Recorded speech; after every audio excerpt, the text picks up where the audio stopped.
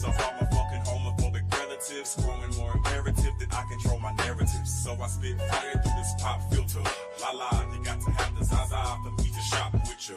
Raising my rates and all control fates. But if you fuck with me, I bring your fucking life to a stop quicker. I'm in your throat like some hot liquor. Roll through your hood like a drop shipper. Hands like a stock filter. I think if I was straight, then maybe I would pop quicker. Playing the lotto, I'm on the reposado. Can't be in my vicinity if you possessing maybes or fragile masculinity like Boosie tip a baby. It's crazy cause the very clothes you wearing was designed by the same group of people used to trying to keep behind. You ain't worried about the kids, you just use them as a shield to hide behind the bigotry of how you really feel. Ain't no think pieces and emails as long as it's some females that's kissing in the backseat. And you can check my rap sheet. I'm running circles while you watch the rappers like a track meet. Been flexing like an athlete. I'm jigging to the backbeat. Work selling in the trap meet. And my niggas back heat. Suggest to keep it cool before they bust and make it happy. And I ain't even really scratched the surface. Defeat the self-doubt, don't defeat the purpose. Make sure you got it or you won't complete the purchase. A man without a plan is like a clown without a circus. That's dames, he go crazy on the mics and shit. Rolling blunts, keep straight on the pikes and shit. Flat ass with the fucking tiger stripes and shit. I get faded, grab my pen and then I write some shit about this crazy world we living in. My homies there to giving in, the doors there to kicking in. I never care about fitting in. No whipping the E-class, that motherfucker speed fast. I caught me a peach pass and reach for my weed stash. All sports teams, but I'm ballin', nigga. Better have a money move if you callin', nigga. It's my time to shine, and you know I'm stallin', nigga. Dame's going up, make that shit appallin', nigga. And I ain't even really in my prime yet. But I just been grinding like the time said. Mindset, on the fucking money, not a bitch though. I can tell you broke, but I ain't never been a snitch though. Came up on cassettes and CDs on the block. I don't smoke no cigarettes, but the trees stay in stock. It's the DAM to the IEN. And if I stand out, nigga, why be in? It's motherfuck the cops and motherfuck the ops. My niggas got good credit, we talking trades and stocks. I'ma always keep it real, that's what I get from my pops. They'll give me a fucking bullet before they give me my props. I got this war in my mind, I don't know who winning. All this Patron in my body and my head keeps spinning. Yo, how I'ma get to heaven? I mean, if I keep sinning, that's where life would drive you crazy, man. Just keep living. I ain't even really scratched the surface. Defeat the self-doubt, don't defeat the purpose. Make sure you got it or you won't complete the purchase. A man without a plan is like a clown without a circus. Dames, and I ain't even really scratched the surface. No, defeat the self-doubt, don't defeat the purpose. Make sure you got it or you won't complete the purchase. A man without a plan is just a clown without a circus. Dames. Hip-hop. This rap shit. Just in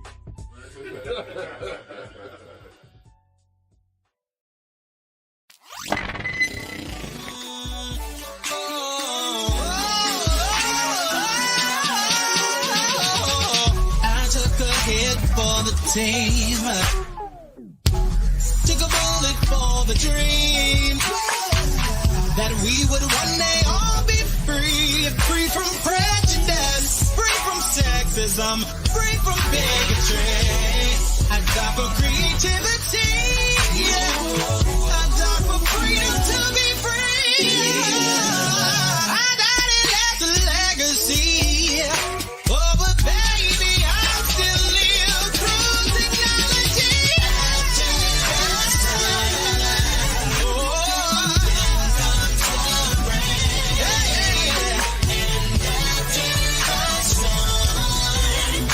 The sun will start shining.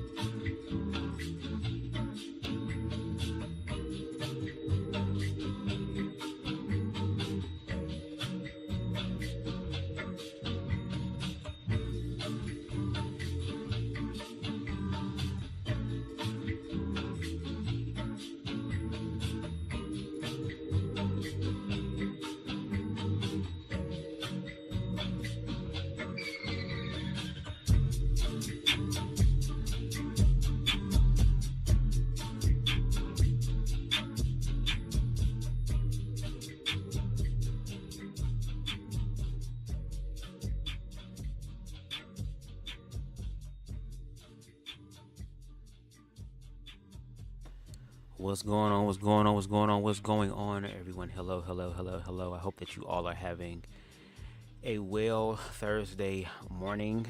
I was going to do this earlier, but I had to run some of the clips through my video editing software to kind of just flip some things and, to have it widescreen. I didn't want no narrow video, unfortunately, because I want to give you all the best quality that I can with what I have right now.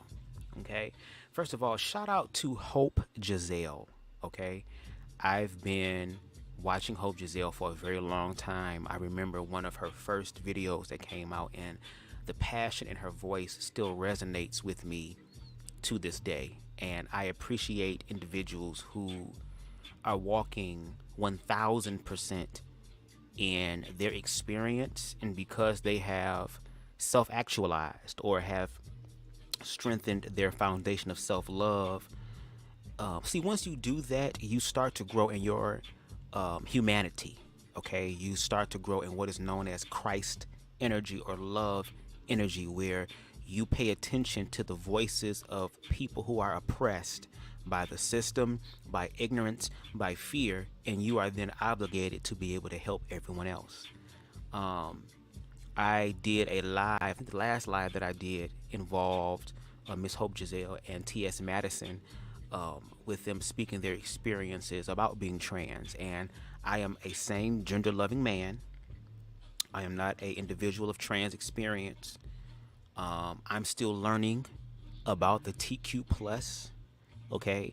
But I have paid attention. I have actively been listening. I've been studying to show myself approved. I've been digging into my humanitarian bag, okay, where I can understand, empathize, sympathize, and then, because I'm part of the community, and with me being a same gender loving man who happens to have a more physical, masculine appearance and even energy, even though I say girl and bitch or whatever, I have more privilege than men who happen to dwell in their feminine energy and express it in feminine ways, or our trans sisters. So I am obligated, okay, to do all I can to help, first of all, learn and educate myself about the trans experience, even though I will never know what it's like to be trans in the totality. I can still do my part to understand and to bridge that gap, okay? And not only am I learning and educating myself, I also do what I can to be in spaces where, unfortunately, my trans sisters will have a very hard time getting into. And because I know that, I have to be completely aware. And there is a lot of accountability even on me, you know what I'm saying, to make sure that our trans sisters are validated, are honored, and again, if we have a level of privilege, to be able to share that privilege with them. Hope Giselle today really set things on fire, and I appreciate it. When you're frustrated, when you're irritated, when the information is there, when the news articles are there, when the statistics are there, when there are people of trans experience sharing their experience, okay, and it's still denied and it's still questioned and it's, oh, it's just my opinion, I'm just going to say it. You're queerphobic, you're transphobic. If you can accept everything surrounding what you believe brings forth the trans experience, but you fail to acknowledge the fact that with all that other stuff, that queer people do naturally exist as well. If you believe everything else except for that, you are queerphobic, you are transphobic. It is what it is. And I would just appreciate it if the individuals who are operating in fear would just admit that. Just wear the sash. Just wear the crown. Girl, have your picture at the post office. Wear the shirt at the parade. Girl, just say that you're queerphobic and transphobic. Just be honest. Okay? We're going to use 4 videos today. 3 of the videos were taken from, or it's going to be used, that was shared on Hope Giselle's platform. Okay, and we're going to get into all 3 of those, as well as listen to Hope Giselle's live that she published yesterday to kind of just vent her frustrations about how there are people who have the awareness or the privilege or a certain level of visibility that Hope may not have as of right now. Because, baby, there is a mandate on Hope's life. There will be people years to come who will be able to look back in history and see how Hope Giselle, as along with other trans women as well, but Hope Giselle, who really put in the work to make sure that the queer children of tomorrow do not have to experience what we experienced.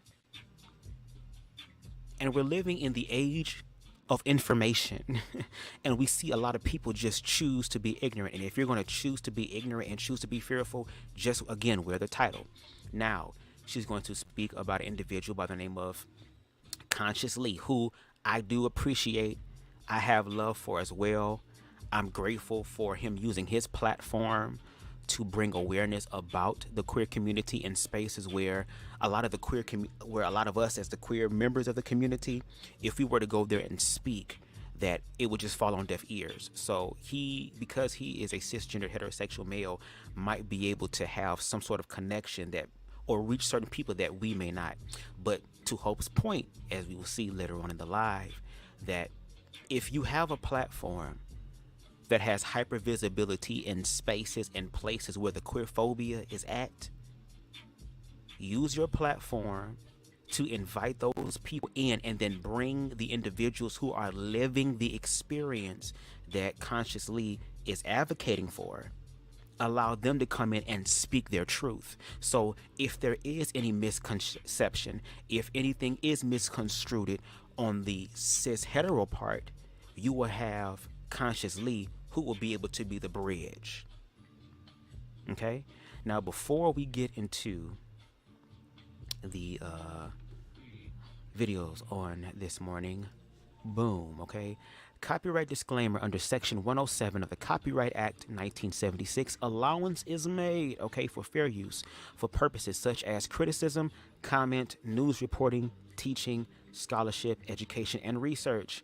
Fair use is a use permitted by copyright statute that might otherwise be infringing. Nonprofit, educational, or personal use tips the balance in favor of fair use. So the first video we're going to get in today is we're going to deal with Conscious Lee. Again, Conscious Lee is an individual who is a cis hetero black man who is building emotional awareness and trying to teach other cis hetero men how to tap into that emotional awareness, that emotional intelligence, and to get rid of this label about it being gay when your emotions, the feminine energy in you, is a part of the spiritual human experience. In order for you to be balanced, in order for you to be aligned, you have to be connected to both of those energies. Also, shout out to Professor Odie or Obi, I believe. Shout out to him as well, because they are doing work to help raise the vibrations of cis hetero black men and to truly genuinely build inclusion. But there's always room for improvement. And if you're going to be an ally, or at this point, because everybody says the word ally and they just use it as the word and they don't really put the energy and the effort behind it. Conscious Lee has.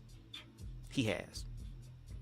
But we need accomplices at this point, because this shit has been going on for too motherfucking long. Individuals who have privilege and that speak about queer people need to really care about the well-being of queer people. Because to Hope Giselle's point, again, as we were hearing this live, there are people who will pimp, use, and siphon from the queer community and make millions upon millions upon millions of dollars. And no shade, there are some music artists, there are some directors, there are some corporations that have made millions of dollars off the backs of queer people, and let's be all the way clear, off the backs of queer people of color. And in this age of accountability, because we're learning how to love ourselves and self-actualize and grow, baby, when you do some shit, we're going to call it out. And again, I feel like Hope Giselle's critique, and that's the word I want to use. I don't want to say attack, because again, consciously is aware. He has emotional awareness, mental awareness, okay?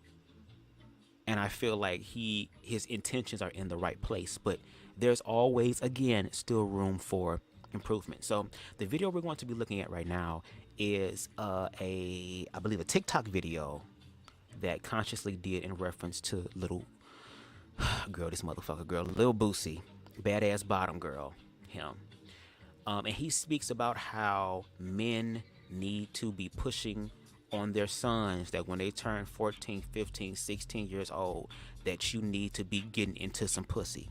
Not teaching them how to respect, first of all, themselves, so they don't fall under the temptation of pussy, okay?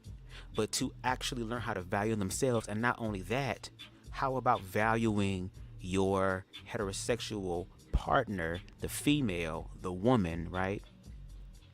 How to honor her mind, how to honor her spirit, how to honor her emotions, so that you can have the best experience that you can have with your romantic partner. And I don't think Lil Boosie is qualified to speak on that. Just because you skeeted up in women and produced children and you have millions of dollars and you're able to buy this monetary stuff, you're still lacking in the mental and emotional area.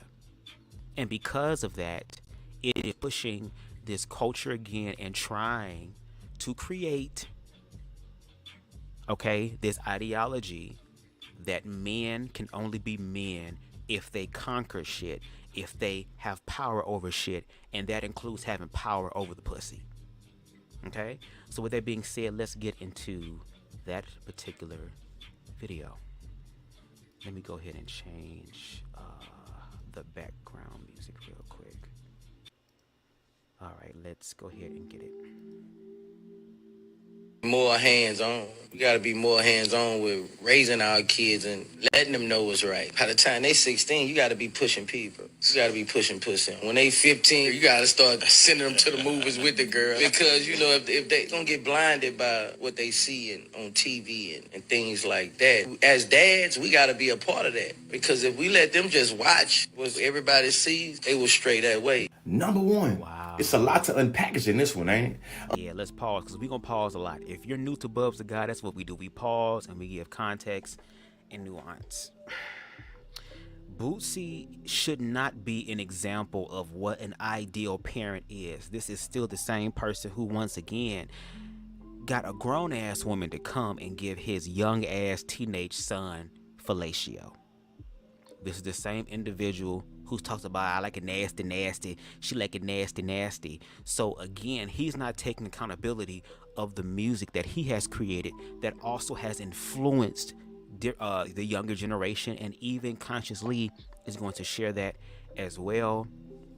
I mean, come on, y'all. Like, for real, he's supposed to be the poster child or the stand-up citizen to talk about what it is to be an ideal parent. But see, because of the climate we live in, and there is this anti-queer sentiment that is happening to queer people and the children and stuff, it doesn't matter, because if the children are heterosexual. So do anything you can to make sure that your children are going to be heterosexual, because if they become homosexual, if they become trans, look what will happen to them. And they acknowledge that, and they know that, which is why they try their best not to make or push their children or want their children to be queer. But then sit here and completely deny the experiences, the lived experiences, such as myself, an individual who knew that he was gay at a very young age. Even adults knew that I was gay before I even knew what gay was as far as the sexual aspect. Okay? So it's just very funny. And until Lil Boosie renounces the music that he created, until Lil Boosie starts to create conscious music to help revert all the bullshit that he has put into the community that actually destroyed the community, the music that worship death, sex, and drugs, that he's still eating off of, that he's still building all type of shit in his backyard off of, until he does that, I'm sorry, Lil Boosie is not qualified at all to speak about what an ideal upstanding parent looks like and what they should do.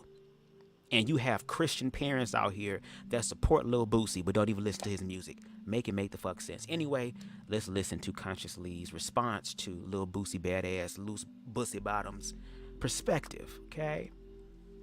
It's important to note that I used to be the biggest Boosie fan when I was in college. As a matter of fact, I was the only college policy debater on the entire circuit screaming free Boosie at the end of my construction or rebuttal. Number 2, let me ask y'all this question. The first time that thing got hard and stood up like a rock, did you choose the way it happened or it happened naturally? Like, did you choose the way you were turned on and, you know what I'm saying, or did it just, you feel me, happen? Number 3, imagine if somebody said this about their daughters. Man, when they turn 15 to 16, man, you gotta start pushing D on them. You know what I'm saying? Pushing that D. What? Number 4, I've spoken very extensively in the past about heteronormative hypocrisy. You know what I'm saying? Boosie been chastising Lil Nas X and the LGBTQ community about grooming up children, and he's on the podcast talking with his chest about doing what with a 15, 16-year-old son? Grooming them up, huh? Okay. Number 5, what he said was, as a father, we gotta be more hands-on. But Boosie can push a particular sexuality on their child when they 15 to 16 years old, but Dwayne Wade can't allow for his child to be able to have their gender affirmed or validated by the parents in the home. Number 6, I already know what I'm gonna say, but them 2 different things. What? Imagine Dwayne Wade saying he's seeing macaroni videos to Zaya Wade to be able to make sure she like what she like. Just like Boosie said, you feel me? He's saying macaroni videos to his son to make sure. Come on, man. Come on, man. Number 7, I would love to have a conversation with Lil Boosie. You see what I'm saying? We can talk about, gender affirmation. We can talk about the LGBT community. We can talk about child development as it goes to, sexual development. Like, we can have all those conversations, man. Education is elevation. Do the ratchet, man.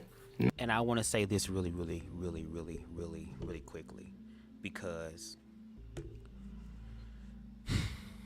Hope Giselle does have a point that she's going to share, and I'm gonna allow her to say it.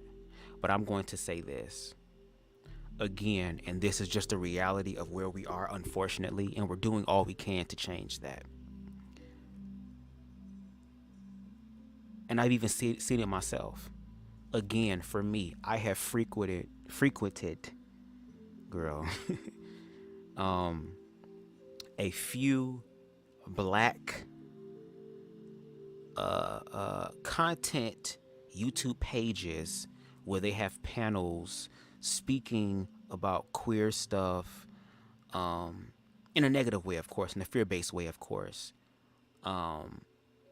And I've seen people who have bigger platforms than me, have more awareness than me, go onto some of these platforms to speak about the queer experience, but because they showed up in a feminine way, because their aesthetic looks like the aesthetic that they judge, like the Little Nas X's and the Saucy Santanas, and just the feminine expression, the Billy Porters, who were in those spaces, and they weren't able to listen to them because they were caught up by how they look. There were certain sectors on YouTube that was making content about another queer content creator, not because of what he said, not because of what he stands for, not because of his character, not because of what he brings to the table, which is a lot in a very good way. They made videos for about a week and a half, 2 weeks, literally off of the fact of this individual having hair, long blonde hair with makeup and a contoured nose. So individuals who happen to be closer to the heterosexual community for some reason seem to receive it a lot more. But for individuals like Consciously, who again may have that privilege to be in those spaces, it's going to be ultra accountability on him. Heavy is the head that wears the crown, and if you're going to stand for a group of people, when the time come to stand, we gonna be watching to see if you really standing or not. And Hope Giselle had a problem, or a critique, shall I say, about Conscious Lee saying he wants to have a conversation with Lil Boosie about gender affirmation, about care. I think one of the reasons why he said that is because he is a cis hetero man, so he can understand and be able to tap in about the fears that a lot of heterosexual people feel towards queer people. And we do need to be in those spaces too.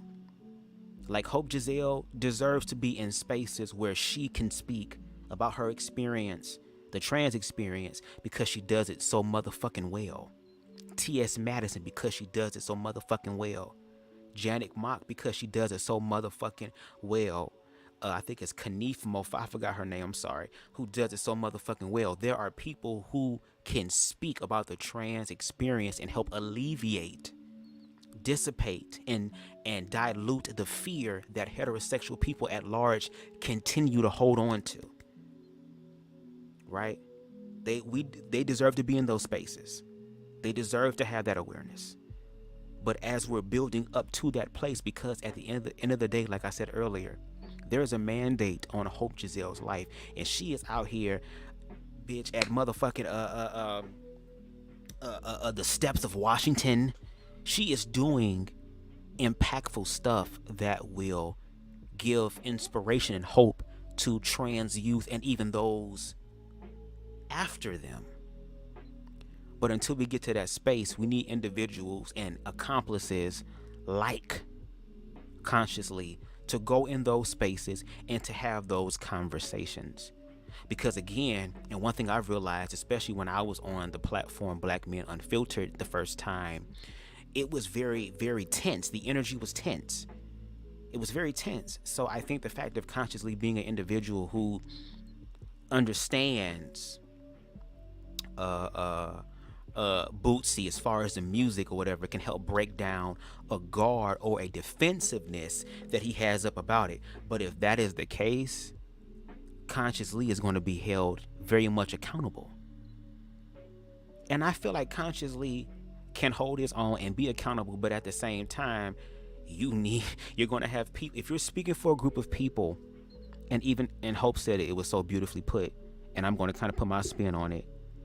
You're there to amplify the voice, meaning that you're going to act like the megaphone for the voice of the oppressed. You're there to amplify the message. You're there to get rid of the fear, right? So that was the issue that she had. Let's finish the rest of the video. I mean, come on, do the ratchet, we ratchet, she ratchet, we ratchet. Hey, but don't be grooming them kids up though. You feel what I'm saying? That was very telling. Shout out to Tootie and Ariana, man. I'm talking about big fans, man. I'm talking about, I used to listen to Boosie riding down in Norman in my 1999 Lincoln Town car. I used to have some 22-inch rims on that thing, you feel me? And all I listened to was Boosie, you feel me? So when I see Boosie saying this and talking like this as an adult, it really just makes me very disappointed. And I really want to talk to bro. I want to talk to I want to talk to man. Lastly, okay, for real. Boosie, I agree. We have to be more hands-on as fathers, man. Let's have a conversation of the best way for us to be hands-on with our children. The one that is affirming, the one that is inclusive, one that is not with the foolishness or the shenanigans, especially when it's contradictory, man. Let's have a conversation. Look at his face. Screaming. I do agree in the fact that Black men need to be more hands-on with their children. But we also have to speak about the reality of what if some of those children happen to be queer. Because my father, I'm pretty sure he wasn't expecting to have not one but two queer children.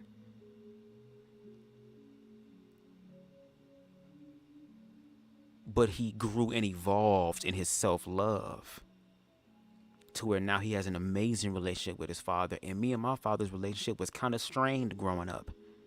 Because my father was a very staunch, I say this all the time, I'm about to say Republican deacon, girl, a very staunch Baptist deacon.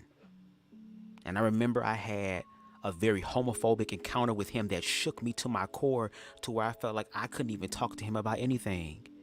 And I remember my father telling me, well, why don't you talk to me? Why can't you talk to me? Because look at how you respond. Because at that time, I didn't understand how ignorant and fearful my father was about queerness. Even when my queerness was affirmed, he had a fucking nervous breakdown about it. See, I don't think parents want to talk about that, because as much as parents, let's talk about the fear of parents. And I said this before, parents are going to be fearful, especially if they're religious, that if you're queer, you're fearful of your salvation, about you going to hell. They're fearful about your health because allegedly, apparently, according to let these people tell it, HIV and AIDS is part of the care package that comes with being queer.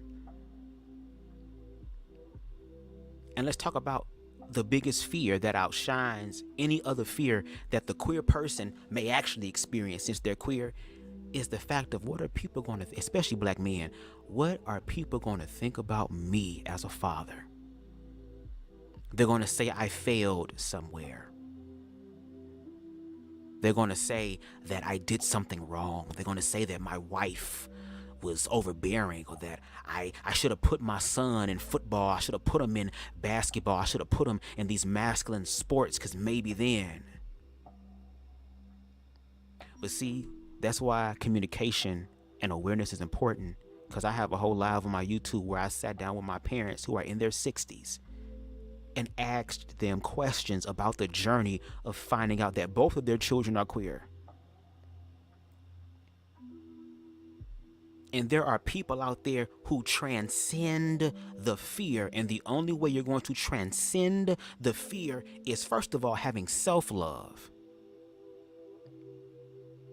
See, you look at things differently when you start loving yourself, honoring yourself, appreciating yourself. And then once you get to a state of overflow, it will be easier for you to share that love with everybody the fuck else. And it's possible. Nothing about his son changed except the fact of his awareness that his son is attracted to the same gender. That's it. The content of my character, it ain't the same, it's evolved and grown, but it's still on the right path. Okay?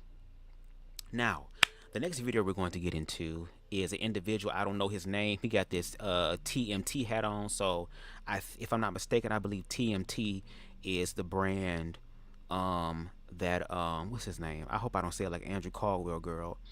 Floyd Mayweather girl. Floyd Mayweather's team. And he shares his opinions and perspective about this teacher who goes on TikTok, I believe, and expresses how she ended up I guess giving cupcakes to the queer students and not giving cupcakes to the heterosexual students. Okay, so we're going to watch that, and then we're going to watch Hope Giselle's stitched video to that to give her response, and then I'll go ahead and give my response. And again, I might be pausing, and it is what I do over here on BubzDaGawd. Okay, but anyway, let's get into that video now. My classroom, and I would have the kids. And I'm gonna read this. It says, how do y'all feel about this? 4th grade teacher talks about how she rewards students who identify as LGBTQ. I have the kids one at a time go into the closet and then come out and share what their sexual orientation is. Okay, so let me back this up and let's listen to it. Have a closet in my classroom, and I would have the kids one at a time go into the closet, and then they would come out and share with the class what their sexual orientation is. So of course we would celebrate, and I would give the kids that identify as 2S LGBTQIA+, a cupcake, a rainbow cupcake. The kids that came out and said they were straight, I didn't give them anything because they're just contributing to a heteronormative society. Years old was popping. I just want to make sure I'm understanding this correctly. She puts the kids in a closet and asks them to come out and disclose what their sexual orientation is. And those who identify with all the letters that she said, LGBTQIAS or whatever, plus, they get cupcakes, rainbow cupcakes, they get rewards, treats. And the children who identify with whatever they were born as, they get nothing because they're just contributing to the heterosexual conformative narrative, basically. So you penalize children who don't identify with what you want them to. Okay, penalize means if you're straight, oh, go sit in the corner. Let's go make fun of the person. Ha ha ha ha ha. Let's look. Hold on. Define penalize. Penalize means subject to some form of punishment. Okay, that means some form of punishment. Okay, I don't think she penalized those children. She didn't penalize them. We're going to get and give my interpretation of what I believe she had did, okay? Let's continue. Identify as, and you reward those who do. Now, I don't know if she thinks people won't recognize her because of the mask or, you know, whoever knows her knows her. But like, this is dangerous, y'all, and it's not cool. Like, this is master manipulation of children. Wow. If you identify as this, we're going to reward you. But if you don't, you get no reward. Ooh, baby, listen. It said in the scripture in y'all book that y'all read and y'all love so much but can't interpret to save your damn life because that book is a spiritual book and y'all not close to spirit, girl. The last shall be first and the first shall be last. Okay? So it's funny now that the heterosexual community at large is energetically starting to understand what queer people have been saying for the fucking longest. Y'all got stats. Y'all have news articles. Y'all have scientific evidence. Y'all have experiences, and it's not enough. So the universe is sitting there saying, okay, well, let me give y'all the energetic vibration of what these people feel. Something that transcends all the other shit that hits you in your heart. And now it's master manipulation. So now that you're getting a mirrored experience of what y'all have actually put out, now it's a problem. Now it's an issue.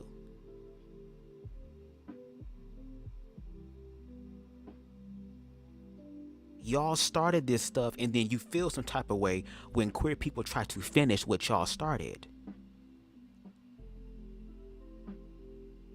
The Hope Giselles of the world, the T.S. Madisons of the world, the Conscious TVs of the world, the Reckless Logics of the world, the BubzDaGawds of the world, and countless others of the world simply get online and talk about these experiences to help y'all deal with y'all fears. Because unfortunately, people fear what they don't understand and they hate what they fear. And we see what happens when the hatred is involved. And again, after this, I'm going to give you what my interpretation of what this teacher was doing. Because even Hope says she doesn't agree with what the teacher did. I ain't going to hold you. I'm cool with what the teacher did. And I'm going to share why after this, okay? How is that right? This is how you know, in a lot of instances, people know that they're doing something wrong. They know they're doing something wrong. You don't have to try to punish somebody when they don't believe what you believe or see things the way that you see things. Wow. People have become obsessed with having issues with people who simply don't believe the same thing that they believe. Everything is cool with most people as long as y'all agree. The minute y'all don't agree on something, it's F you this, you that's a bunch of name calling or some type of punishment. Everybody is entitled to their opinion and perspectives. Correct. And now these adults are trickling this down to kids. What kind of teacher would have a room full of kids and reward these kids for their opinion and not reward these kids for theirs? Not only that, this is master manipulation, like I said, because if a kid wants a cupcake What are they going to have to do? They're going to have to say that there's something that they're not. Wow. How is that okay? Who is this okay with? And that's rhetorical, because apparently it's okay with a lot of people based on what we continue to see as it relates to kids. I've said it before and I'll say it again. If you can homeschool your children, it would behoove you to do so. Real talk. Wow. Wow. So his interpretation of that is that this is going to persuade children to say they're queer so they can get a cupcake. Okay, let's play that game and say that's the case. All the times that I got my ass whooped, beat, jumped, jawed on, knocked out, choked out on a regular basis, I'm still gay. So don't you think that would have made me straight? So basically what you're saying, if I'm not mistaken, is that because this teacher is rewarding queer children for coming out of the closet and walking in their truth, when queer people normally do that, they're not rewarded for that. Let's be real. They're ostracized by their family, by friends, by religious institutions, by the majority, unfortunately. So this teacher was helping queer children to become comfortable in who they are, because I didn't have that growing up. Hope Giselle spoke and said that she didn't have that growing up. And if you do your research, not just listen to what the fuck other people say, but actually do your due deals when it comes to research, you will understand that that story is applicable to the majority of the queer community, because there are some queer children who come out at very young ages who have supportive parents like Dwayne Wade. And look at how the black community at large responded to D Wade and Gabrielle Union. Not really a nuke. Well, it kind of is a nuclear family, I guess, in that thing, but a two-parent household, shall I say, of a man and a woman, a male and female, coming together and affirming their trans child. And look at how that was. Now I'm going to explain to you what I believe it was. Okay? What she did was not only equality, but she also did something known as equity. Okay? Equality means everyone is treated the same exact way, regardless of differences. That's equality. Equity means everyone is provided with what they need to succeed, and queer people have not been given equity.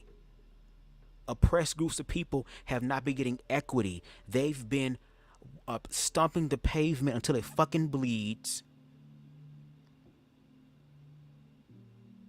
They've been doing video after video, seminar after seminar, webinar after webinar, speaking about how their lack of equity, mental, emotional, spiritual equity that they have not received, even financial, girl, let's be real, equity that they have not received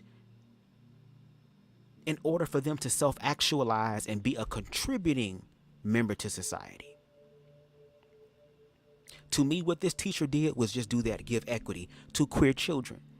Heterosexual children are part of the heterosexual normative, keyword normative, because y'all believe that everything else besides heterosexual is not normal.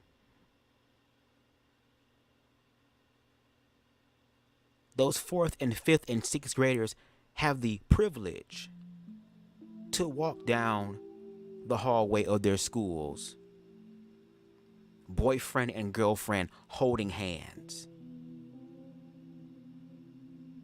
What would happen if 2 boys did that? What happens if there's a boy that likes a trans girl in his school and they held hands?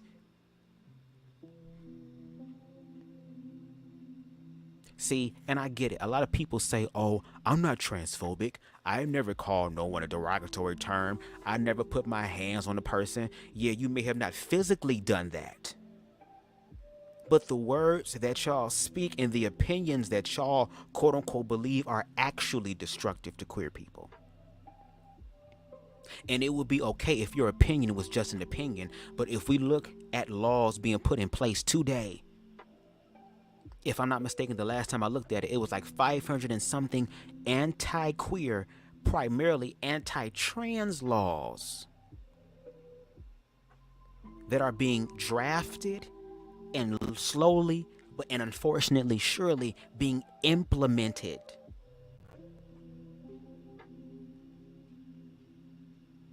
So yes, this is very trying times, perilous times, especially for trans people. Because me, I'm a same gender loving man. I have the honor, well, I actually not honor, but I have the privilege of being able to walk out in society and quote unquote blend. I already have a resting nigga face. People think I'm mad all the time. It's just my face, and I be high. Okay, I love weed. Amen. Smoke it till I die. But I have the ability to blend in. I have the ability to you know what I'm saying? To not get quote unquote clocked in a sense. I can go into a barbershop, what's up, bro? What's going on? And get my hair cut and not be a problem. Can this feminine gay man come in and do the same thing?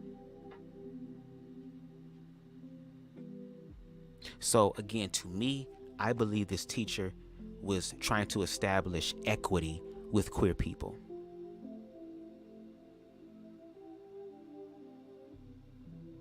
And no shade, some of these kids don't need to be eating cupcakes with high fructose corn syrup and all type of shit in it anyway.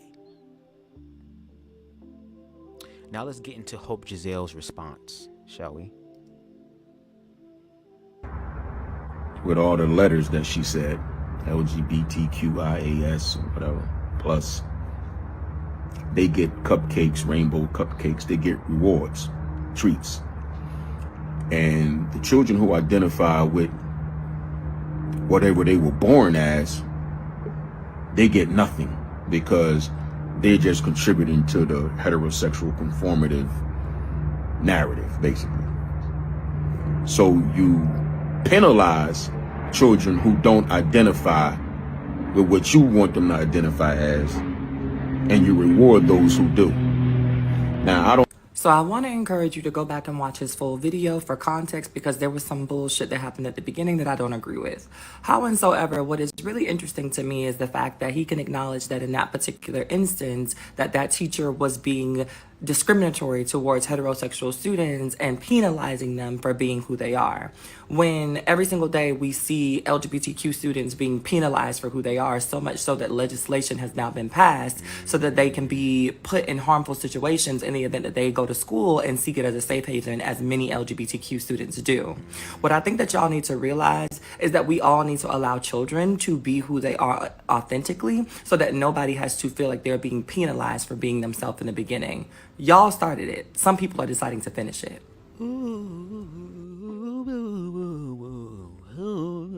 Okay, now what we're going to do is we're going to get into Hope Giselle's live she did earlier yesterday. And baby, she was going down the line. This is going to be quite lengthy. And over here on BubzDaGawd, y'all know we love lengthy stuff. We love education. We love context and nuance, okay? And we have the mental, emotional, and spiritual wherewithal to be able to sit and listen for long periods of time. So with that being said, ladies and gentlemen, let's get into Hope Giselle and her perspectives and her thoughts that she wanted to share that were on the forefront of her mind. And I appreciate that because I learned some things, okay? And it helped me to solidify my viewpoints and perspectives when it comes to the queer community, and that there's still a lot of work to be done, not only outside of the community, but definitely inside of the community. So with that being said, let's get into that video. And I'm coming at y'all today with a couple of different topics, and I don't have a lot of time to nitpick and lollygag with y'all, so I'm just going to get right into the things. I woke up this morning, and it was like my social media said, let me piss you off back to back in the time span of about 40 minutes, right? And so y'all know that the way that we operate as human beings these days, you wake up, you check your phone before you brush your teeth, and you get into the things, right? You start to, manifest your day based off of the things that you scrolling through as you're scrolling through them. And one of the first things that I saw on my social media, and I tend to pay this person dust because he really doesn't deserve any media whatsoever, but I can't pay you dust when the things that you do are genuinely like harmful to community, harmful to the movement, harmful to the forward progression of people. And especially when you're a person that actively calls me a bully, but you're helping the people that are bullying us feel like it's okay to do so because you've had quiet conversations with them. Okay. So the first thing on my list and agenda is this photo here. I am so sorry that I'm not going to use the feature that Instagram has that allows us to just like put the thing on the screen, because for whatever reason, whenever I do that, it messes up my live and I don't have time for the sound to be going out and they have to come. I'm gonna try to read that. It says, we laughed, then had a very pleasant hour-long conversation about our differences, then hugged and took a photo. No point in being loud and angry over different beliefs and opinions. And no shade, I've been subscribed to Samson for a while, especially back in the day, like during the early era of YouTube. But to see this, like, I would want to know, what did that conversation sound like? What did that conversation sound like? Like, I wish that Samson was able to record this conversation so that we can get an understanding of how did you and this person who literally holds a sign that says homosexuals are going to hell or end up in hellfire, how did that conversation come about to where there is now reconciliation? Because yes, everybody has opinions and perspectives, but when you publicly express your opinions and perspectives, they're going to get checked. Because that same message that man is holding in his hands is the same energy that, again, is creating laws that are going to bring the hellfire to queer people, that make it okay for heterosexual people to sit up here, for not all but at large, heterosexual people to sit up here and literally physically, mentally, emotionally, in the church, spiritually, economically, do all these things to queer people. You have people now who say, oh, it's my opinion, but at the same time, the Bible does say, and the Bible does say, and the Bible does say. And that's the thing I want people to understand, okay? And I want you to hear from BubzDaGawd mouth. I'm all about love, but I'm also about matching the smoke too. I'm definitely about that. Because if we're going to play the game about what the Bible says, girl, and like T.S. Madison said, baby, and maybe that's another video I'm going to need to do, girl, we all going to the fish fry. We all about to get eternal tans in this bitch. Ain't going to be no more motherfucking colorism, bitch, because we all going to be one color, girl. Burnt. All I ask is that somebody please bring the raw cones, please bring the bongs, girl. Make sure it's water in there, girl, because we gonna need some water in hell. And I heard that weed in hell is definitely fire, bitch, literally. It's made from damn volcanic ash and sulfur in that bitch. So we about to have a hell of a supernatural high in this bitch. For the motherfuckers who don't smoke weed, you gonna need some weed in hell. But that's what I'm saying, like, either we can build reconciliation, or we can continue down the road that we've always been continuing, which is warfare. And I want you to understand, as far as queer people is concerned, especially me, I accept warfare in the realm of self-defense.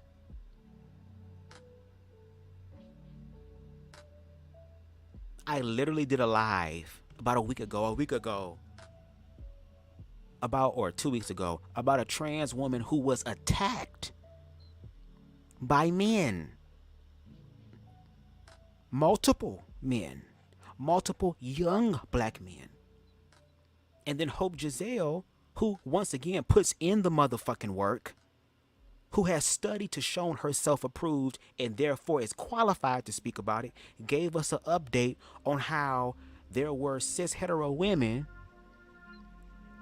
who were able to identify the attackers, but because the woman that was attacked does hardcore drugs and those were her sellers, they were able to write her off as, oh well, she's just a cracked out trans woman.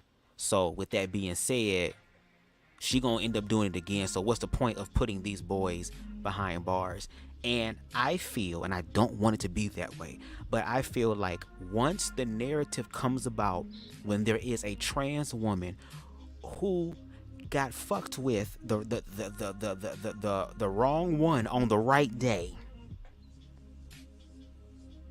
okay, and she starts motherfucking blicka blicka blicka,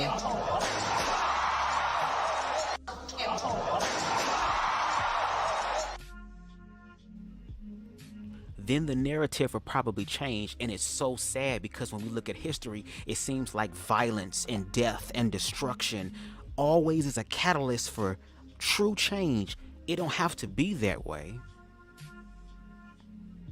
Again, you have individuals like Hope Giselle who are trying to dilute the fear so it does not end up that way.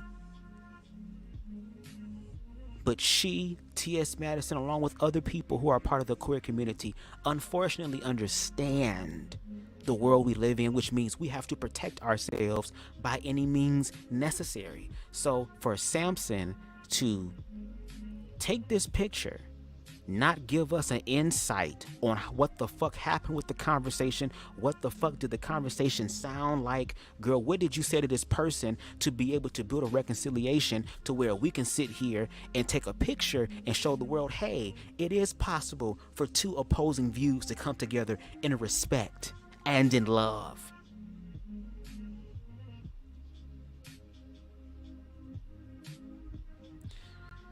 Go ahead, Queen Giselle, finish your thoughts. Out and redo the video and people lose the moment, and so I'm just gonna hold it up on my iPad if that's okay with y'all. This is a picture of what I like to believe is, you know, a person who likes to think themselves funny, Mr. Samson McCormick, okay? And I'm used to Samson McCormick's like antics and all of the things and X, Y's, and Z's. I really am. But when it comes down to the idea of the way that he goes out of his way to prove that he's a different type of faggot, annoys me. And I'm so sorry that I didn't give this before I gave it, but the hat should let y'all know that at this point I've reclaimed that word and I'm gonna wear it proudly, because if that's the way that you feel, I'm gonna let you know coming down the street that that's what it is, so that there's no distinction. We shouldn't have any issues understanding one another, because you should see it coming your way thousands of miles away. So nobody can say that anybody was tricked. Nobody can say that anybody was sensitive, because bitch, I walked in with it on my head. You know Right, and I don't like that. what I'm saying? That's Still shot at her, okay. how I feel. Okay, so with that being said, and I do agree with that, and I just wish the queerphobic people would do the same thing. Just be honest. Just be honest. But see, queerphobic people know that if they were to speak their mouth, what they really feel, girl, that the consequences are going to follow. And even though it's not unfortunately black people that's out here canceling other cis hetero people, there are powerful people within the queer community, girl, who know how to come together and shut shit down. But if you are walking with what a lot of you say is on the right side of nature, if you're the ones that God is listening to, if you're the ones who are morally superior and know what's going on, why are y'all afraid to walk in the truth of being a queerphobe? I mean, but see, I feel like a lot of people will walk in the label of queerphobic once it starts to become violent. Once the shit that is happening over in Uganda with the Kill the Gays bills manifest over here. Because again, the same verbiage that is used in that bill over in Uganda, which was brought over by white European Christians white Christians from America, mind you, that has enacted that bill over there. And I think if I'm not mistaken, they made their first arrest about a few weeks ago. That same energy, that same fear-based stuff is manifesting here in America. I would want to believe that what Samson was doing the intention was pure. But this is not the time to be sitting around trying to give this false pseudo alliance or connection with that. This is the time to speak in objective truth. And baby, a lot of people are not walking in their truth, which is why they have problems with other people who do walk in their truth. And we just gonna call you motherfuckers out. And I think that very much so, like, nigga, when you've gone through the experience of having people use this against you for something that's been negative, I can reclaim it and make myself feel good about whatever the fuck it is that I want to use in my language on a regular basis. So moving on from that, one of the things that I don't like is the fact that it's okay that you want to be a person that wants to have pseudo, intellectual conversation with these people that can't stand you, and don't like you. This man is literally holding up a sign that says homosexuals end up in hellfire. And you, as a black gay man, okay, that sign says homosexuals end up in hellfire. You as a black gay man took it upon yourself to take a photo of this person and then highlight, we laughed and then had a very long, pleasant, hour-long conversation about our differences and then hugged and took a photo. No point in being loud and angry over different beliefs and opinions. I don't care that you decide that you want to do your activism that way. What I do care about is the fact that you decided to tag someone else's version of their activism as if to say that yours is better and that theirs needs to be put in a closet somewhere and locked away, because the only way that you can do activism is in this very silent, passive way where you allow your oppressors to think that it's okay to play in your motherfucking face. Because that's exactly what just happened in this picture. You didn't eat that the way that you thought you were going to eat that. There's no extra respect that's going to be given to you simply because you took a picture and you didn't yell at this man. There's no idea that just because y'all had this hour-long conversation that didn't end up in blows or spit to the face, that says that you are now safe, or that anybody from the community is going to be safe around this man or this person. At the end of the day, all you've done is shown them that there are still passive queens that are willing to give them space to say whatever the fuck that they want to say to your face and go home without their ass well whooped and kicked. Now, let me be very, very, very, very clear. I do believe that part of this is a publicity stunt. I believe that Samson can't get a job to save his life, and that doing the chicken circuit, comedian shows is starting to wear thin. But what I will not tolerate is the idea that you think that you can get up on these platforms and then degrade everybody else's way of doing it and degrade the way that everybody else wants to come at these situations and make yourself this top of the line motherfucking activist because you don't use curse words when you talk to these people and you sit there acting like you're not bothered. Okay, you cannot be bothered, but trust and believe that when those same people because one of the things that I think that folks like Samson need to understand is that just because those people will sit around and smile in your face and not slap you over the head right then and there in that moment, it does not mean that they take you away from the things that they hate. So I want you to know that that man can take that picture with you and smile at you and then go to a KKK meeting, because those things usually run hand in hand. Homomisia does not stop at homomisia. It's rooted in misogyny. It's rooted in prejudice. It's rooted in racism. It is rooted in all types of disgusting ass things. And what I need you to understand, Mr. Samson, is just because you choose to go out there and hang out with those people because you think it's going to get you a good old boy's pass, when the reckoning finally starts to come down, you are not. So to those people that are wondering what I'm talking about right now in this particular section of this video, it is this. It is Samson. It is once again Samson over here, booty clapping for anybody that is willing to listen to his bigotry and his foolishness when it comes down to any other part of the community that is not gay men. And that is annoying. But I also want to highlight the fact that not only did you go out of your way to do this, but you decided to tag somebody else's video where they stood up for community in the way that they felt like it was necessary to stand up for community, and you made it about you.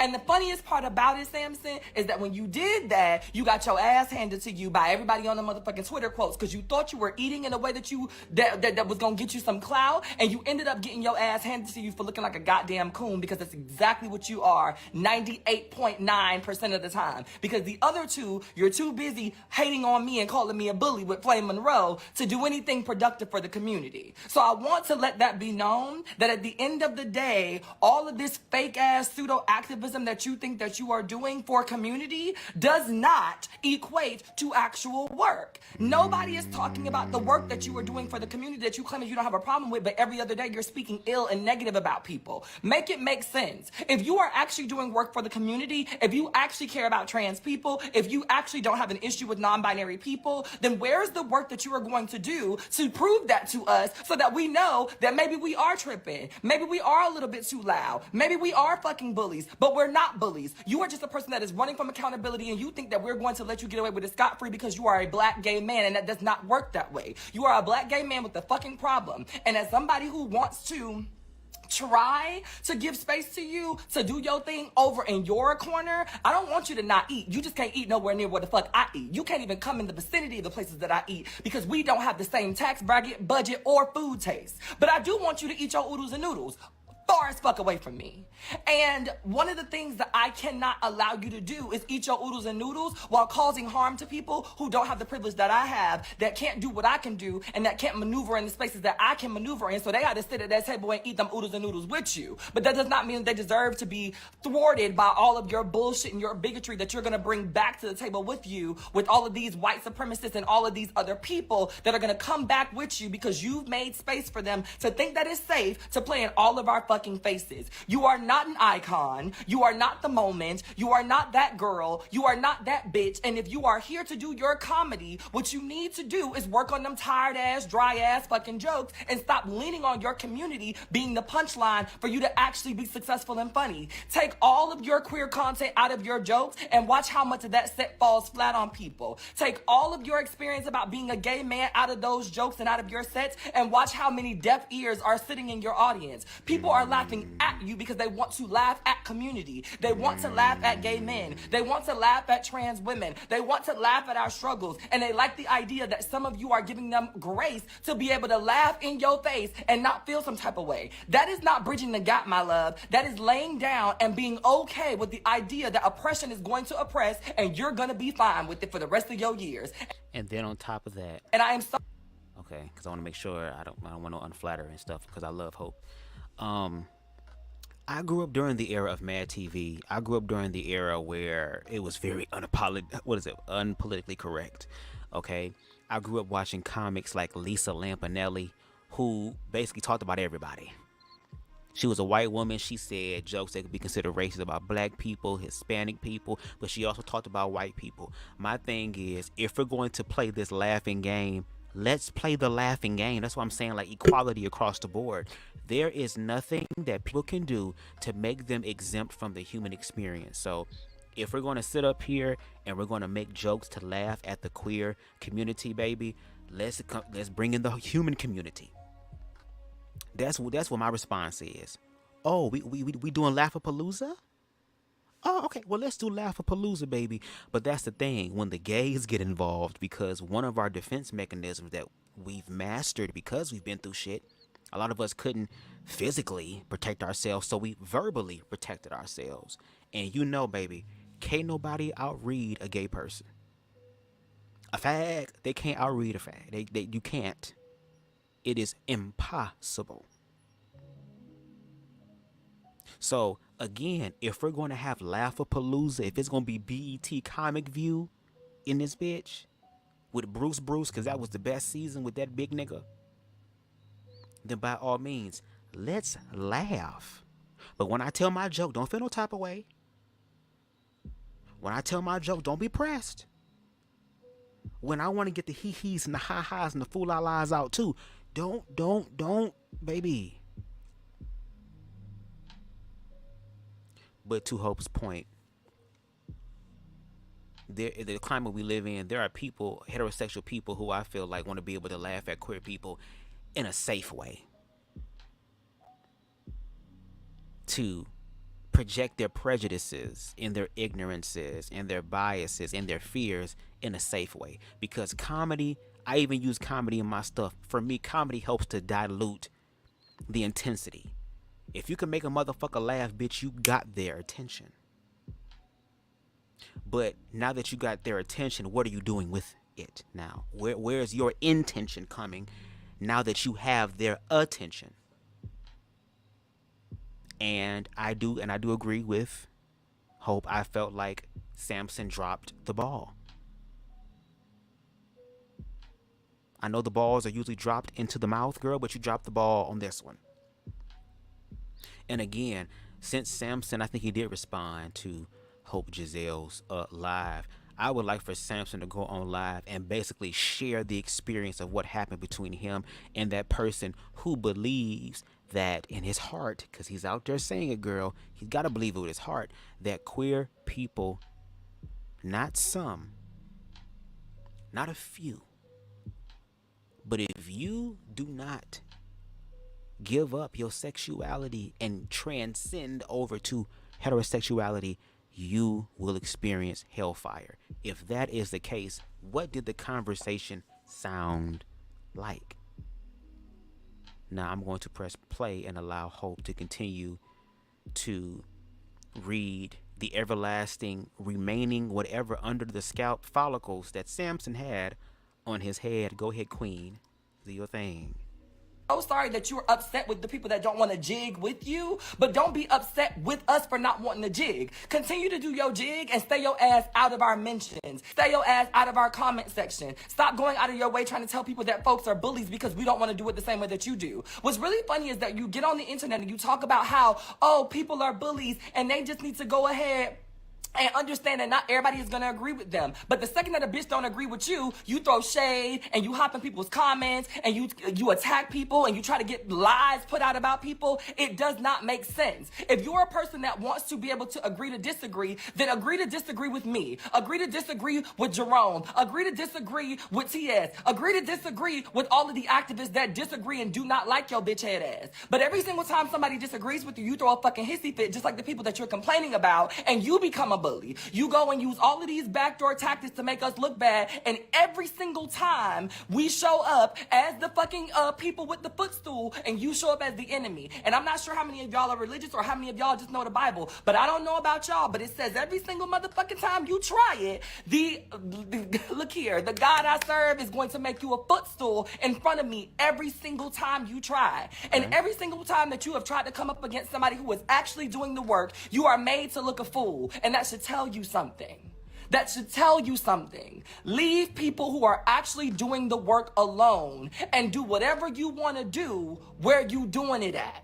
But the one thing that you're not going to continue to do on these interwebs and these internets safely and without anybody saying anything about it is making the LGBT community look like weak ass motherfuckers that are okay with being treated like third class citizens. We are not that. And if you want people to believe that that is what we are, you and your band of butch queens that love to talk about how y'all hate the girls and love to talk about how non-binary people are non-existent and it's so hard for y'all, y'all can get together, formulate a group and a band, and go on tour. And watch how many tickets you get to sell out that show. And if you do, it'll be from people that don't fuck with you. They just fuck with the fact that you're saying something that is within their interest at the moment and you look different. That is all. That is it. That is all. We don't have to always agree, but when people don't agree with you, you don't have to attack them. Because what you did was silently try to attack Jerome. What you've always done is silently try to attack me. And every single time you try to attack somebody with an opposing view, my love, comedy does not save you. So maybe there needs to be a career shift. Because trying to become the black gay Candace Owens is not working for you. Ooh. The check ain't gonna hit the same. It don't hit for her. The hair ain't there either. On to my next topic. So after seeing that video about Samson, I'm continuing to scroll through my, my social webs and my intermedias or whatever the case may be. And to my dismay, but not to my surprise, because nothing surprises me anymore about anything that anybody does on the internet these days, I come across Niecy Nash's page. And I love me some Niecy Nash. I've been a Niecy Nash fan since Reno 911. And if she's had things before that, I'm pretty sure I don't know the name of it, but I'm sure I've seen them. And Niecy Nash is a funny and amazingly talented actress, okay? And recently, in the last couple of years or whatever the case may be, Niecy has come out and she has, let us know that the love of her life is indeed a woman, okay? And we all went up for that. We went up for the wedding. We went up for the announcement. We've been going at it. We've been in defense of her even more than we were when we just realized that she's, just an ally to the community. But what I can't take is this right here. Okay, because in all of the years that you've been in community, and all of the years that you've been, talking to the folks and the girls and the boys and the babies and the gabies and all of the people, you were literally on set with Angelica Ross for Claws. So you're not gonna tell me that you don't have trans friends that you could have run this by before you posted it, which lets me know that you didn't give a fuck about how it landed in the climate that we are. Let me show y'all what Niecy Nash posted. And maybe I'm just being a sensitive ass trans bitch. Maybe I am, but I doubt it. Because what I don't understand is how anybody from community can truly think that this is funny, considering all of the things that are going on for Black queer people, and specifically Black and brown trans women as it pertains to the work-life balance struggle of being able to get and retain a job. So let's do this. My job for being trans. So I got fired from my job for being trans. So story time. 2 days ago, I was late for work and my boss called me into her office and she said, "Hey, Michelle, you've been late a lot. What's going on?" And y'all, I just told her. I told her I was trans. And she said, "What's got to do with you being late?" I told her I was trans late. And she said, "What's that?" I said, "I'm late, but I identify with being early." And she still fired me. The worst part about this is that she's seen me transitioning. She's seen me transitioning the last 3 months. The last 3 months, I got 15 points. So she knew something was going on. But she still fired me. So can y'all please get this video into the right hands? Because I see what y'all did for others. So I just need y'all to do the same for me. Because at this point, she can't get away with this shit. And like I said, I'm new to the trans community, so I don't know if there's some kind of trans caucus or some kind of trans headquarters that I need to go to and I could talk to the head trans person, or he, she, or him, them, their, us, thee, ye. I'm not sure what their pronouns is, but if somebody could just help me and point me to the right direction, I really appreciate it, because she can't get away with this shit. So let me explain to y'all why this is a problem for me. Yeah, because I ain't gonna hold because on. Once again, okay, that's pretty. At first I was kind of confused because I'm like, is this a trans woman that is saying this? And if so, what type of comedy is this? Okay, so again, I'm gonna say, ignorantly speaking, I don't know if the woman on that video was trans. Okay. So it kind of confused me a little bit. I'm like, girl, what you using your transness as a way to kind of talk about you not being late? Like, the title of it made it seem as if though she was actually fired for being trans, when in actuality she was being fired because she's a lazy ass motherfucking employee who obviously don't want her goddamn job. So for that to be shared, and I get it, some people gonna laugh at that, but again, because of the social climate that we're in, there are some, like me, I appreciate dark humor. Just know I'm gonna give that dark humor back. That's what I'm saying. Like, it's gonna be a boomerang situation here. But for a lot of individuals who are trans, that's nothing to play around with because they've actually lost their jobs. Let's not forget, we had a queer person who's a part of the queer community, girl, the Republican queer community, girl, all right, who said that they would not hire a trans woman, not simply because of her work ethic, her tardiness or her ability to come to work on time, but simply because she's trans. So when people make those type of jokes, it helps. Like, a lot of people who are queerphobic they don't differentiate between the shit. Those individuals sit up there. What's up, Queen Amber? Those individuals literally want to find any way to laugh and denigrate or whatever the term is. I'm still learning words, y'all. To basically downplay the experiences of trans people. Again, we see it, the laws that are being implemented. Just look at fucking Florida. To where now there are queer people who are having some sort of advisory for queer people going over to Florida. And again, like she said, like Miss Queen Hope said, because Niecy Nash is a part of the community, you would think she would understand. But let me also break this down. There's a lot of people in the queer community who are also transphobic and ignorant as fuck too.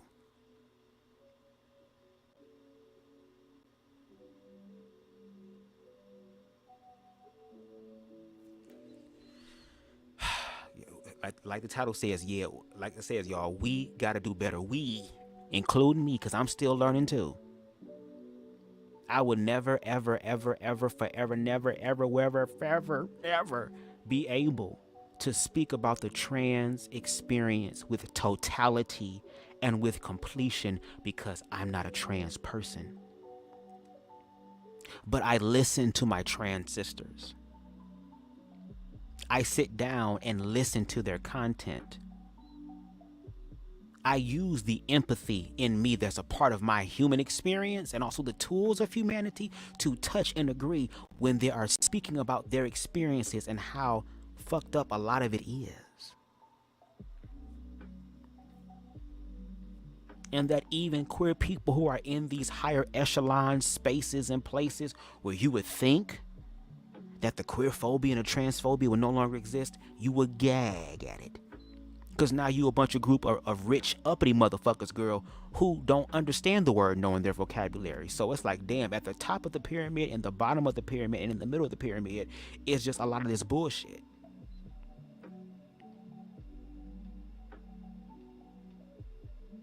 And I'm just going to do my part. I don't know about anybody else, because I've already worked out my soul salvation as far as loving myself and realizing that I'm going to have to continue to build upon this foundation for the rest of my motherfucking life, because even though I have established a strong foundation of self-love, does not mean that I have reached the end.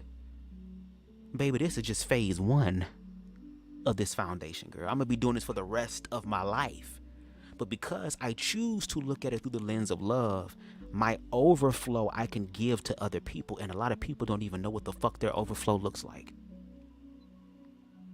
So when you have individuals like Hope Giselle, who is from her overflow sharing her experiences, also putting in the work, doing seminars, traveling across the country, doing real paramount, trailblazing stuff, people still try to discount her experience. Again, not because of the content of her character, but simply because she is a trans woman who dares to walk in her transness. Because like I've been hearing from a lot of people, why don't you go do that shit in the closet? And like my response is, there is no fucking closet, bitch. We blew it up. Ain't nothing to go back to. It's only freedom or death. And a lot of us survived death, bitch. So we have no choice but to motherfucking live. And if you have a problem with that, take that up with your Lord and Savior. Ask your Lord and Savior why they allowing queer people to be a part of the experience. Don't take your shit up with me. I'm gonna name that I might be very motherfucking sensitive. I might be doing too much. Maybe it's just a joke. I can't take a joke. Let me tell y'all something. As a person who is identifying now probably as at least a bisexual woman, what I need for us to understand is that when we post things like this as members of a community, what we once again do, which is what Samson did in the last post, is we dog whistle and make people think that it's okay and it's safe to then turn around and say those things because you're a part of the community. Even though folks understand and know that there's a difference between the subsets of community, people believe that every single person that's under the rainbow umbrella is down with the rainbow umbrella coalition. And so therefore, if somebody that they perceive to be a lesbian comedian says something like this, they think that it's safe for them to say something like this. They think that jokes like this are okay because when Niecy posted it, y'all laughed. But when Dave said something, y'all had an uproar. So we have to nip it in the bud, and we cannot be perpetrators of information like this. What I want to say is that when it comes down to trans people being able to get and retain a job, considering that there was a law that was only passed about 2 years ago that made it illegal for people to fire us for it, I need y'all to understand that these jokes are not just jokes. There are black and brown trans women that are getting fired every single fucking day because their T got clocked or because a coworker followed them on Instagram. And if they're not getting fired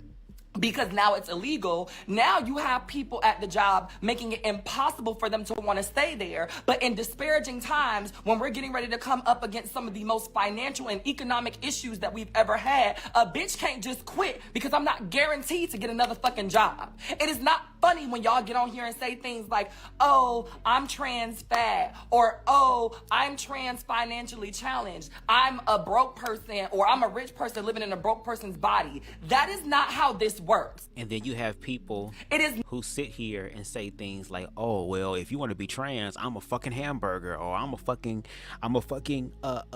bucket of paint.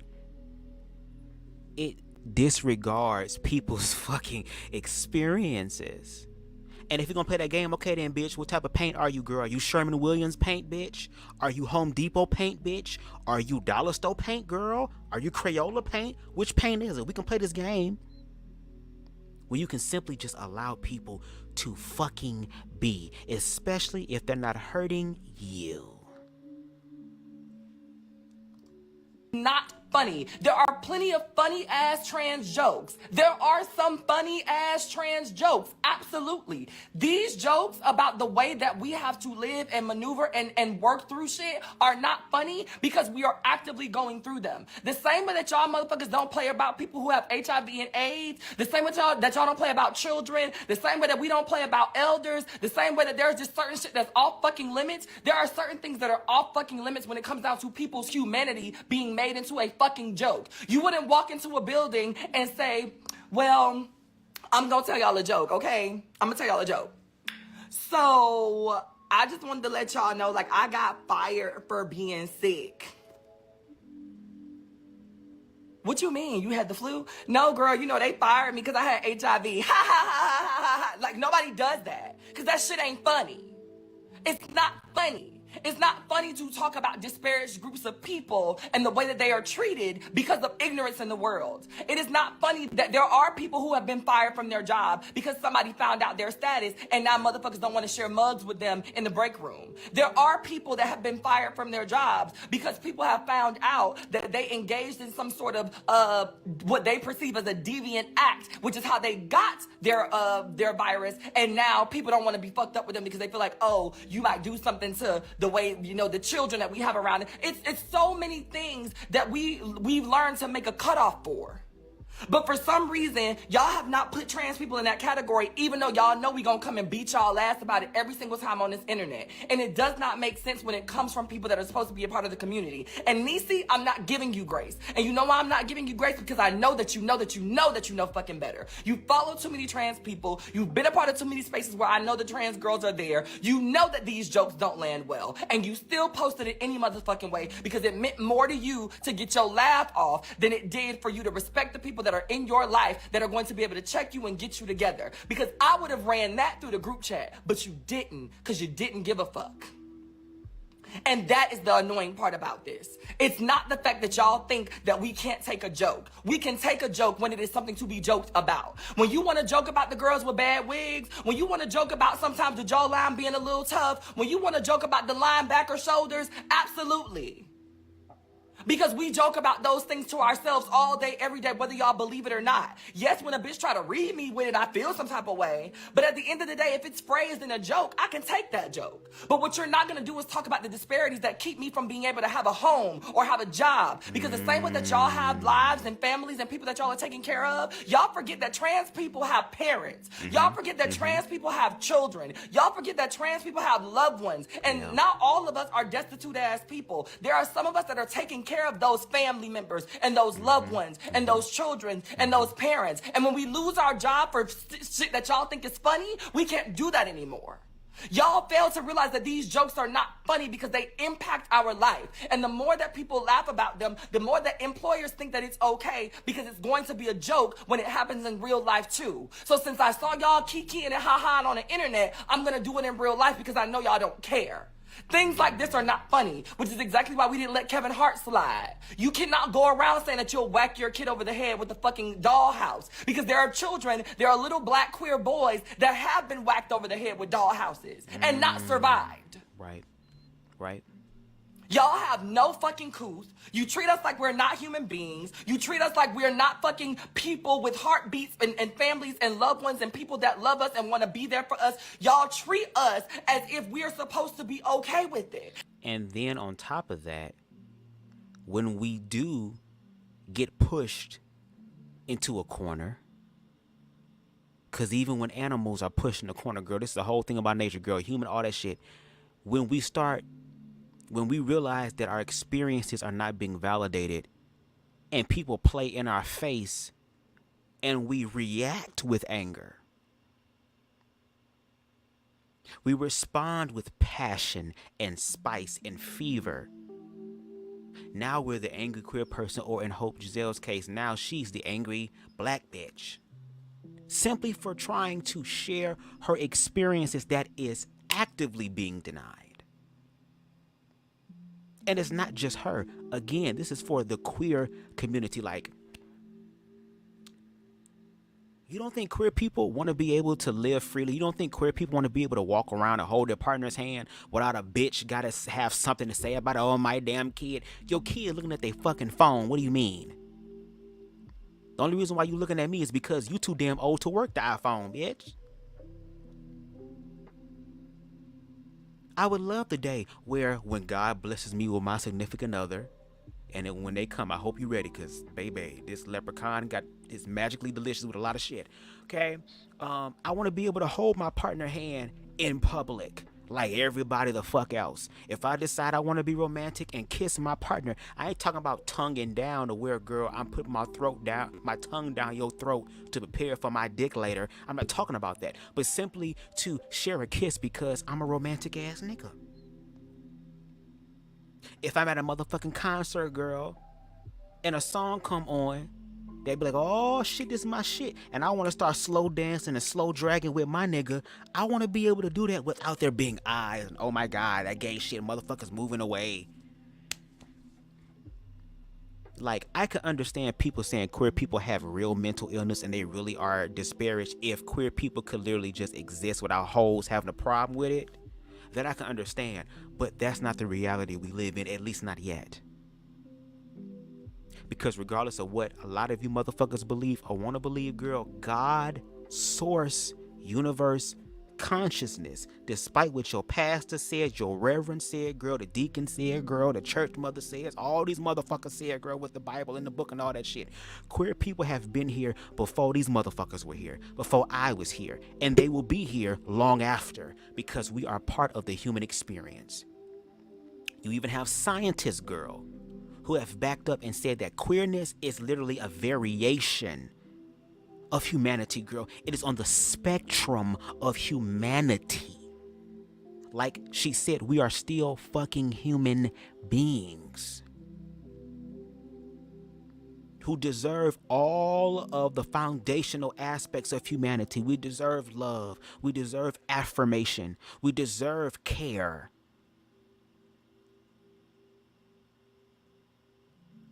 And I say this all the time, girl, especially for individuals who do subscribe to organized religion, not Christ energy.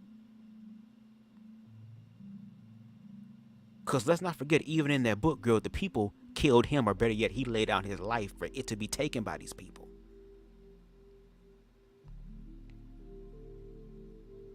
I'm talking about those who are connected to organized religion, the fear-based, profitable system of organized religion, the business and corporation of organized religion.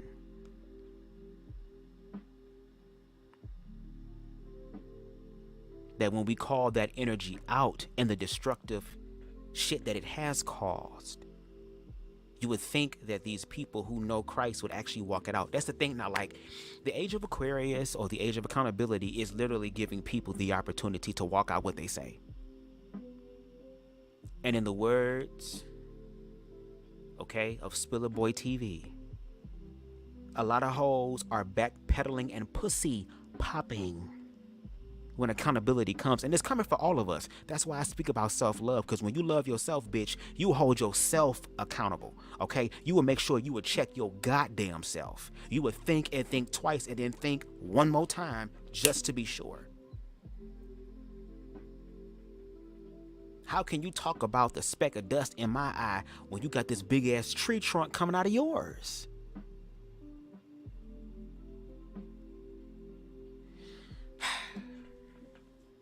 And then when we say something, we're bullies and we're mean and we doing too much and we feel too much and y'all just so emotional. Bitch, how are we emotional when all we do is make videos? We haven't even cracked the surface of what we should be doing to you bitches. Ooh. We haven't even scratched the surface of what we should be doing to you bitches. Y'all need to be glad that all the kids are willing to do right now at this moment in this place is to say something on the internet. Because what the girls should be doing is gathering together and mollywopping you bitches. What the girls should be doing is piling together all the receipts of husbands and fathers and pastors and clients of all different brackets, of all different age groups, and of all different motherfucking ethnicities and releasing that shit to the world. That's what the girls should be doing. But see, that would be hell. And a lot of motherfuckers, y'all don't really want hell, girl. As much as y'all sit up here and threaten queer people about physical violence, girl, a lot of us have been through worse and survived. To her point, it would be something. Well, okay, let's go down the hypothetical lane, girl. How would the narrative change or the conversation be if one night a group of trans women just got in a motherfucking car, girl, and found them niggas who sat up there and put their hands on that one black trans woman, the video we seen about a week or so ago? What if they were to get in the car, girl, and really play the gang life, really do the GTA in real life, found out where these niggas was, pulled up, and I'm talking about rat.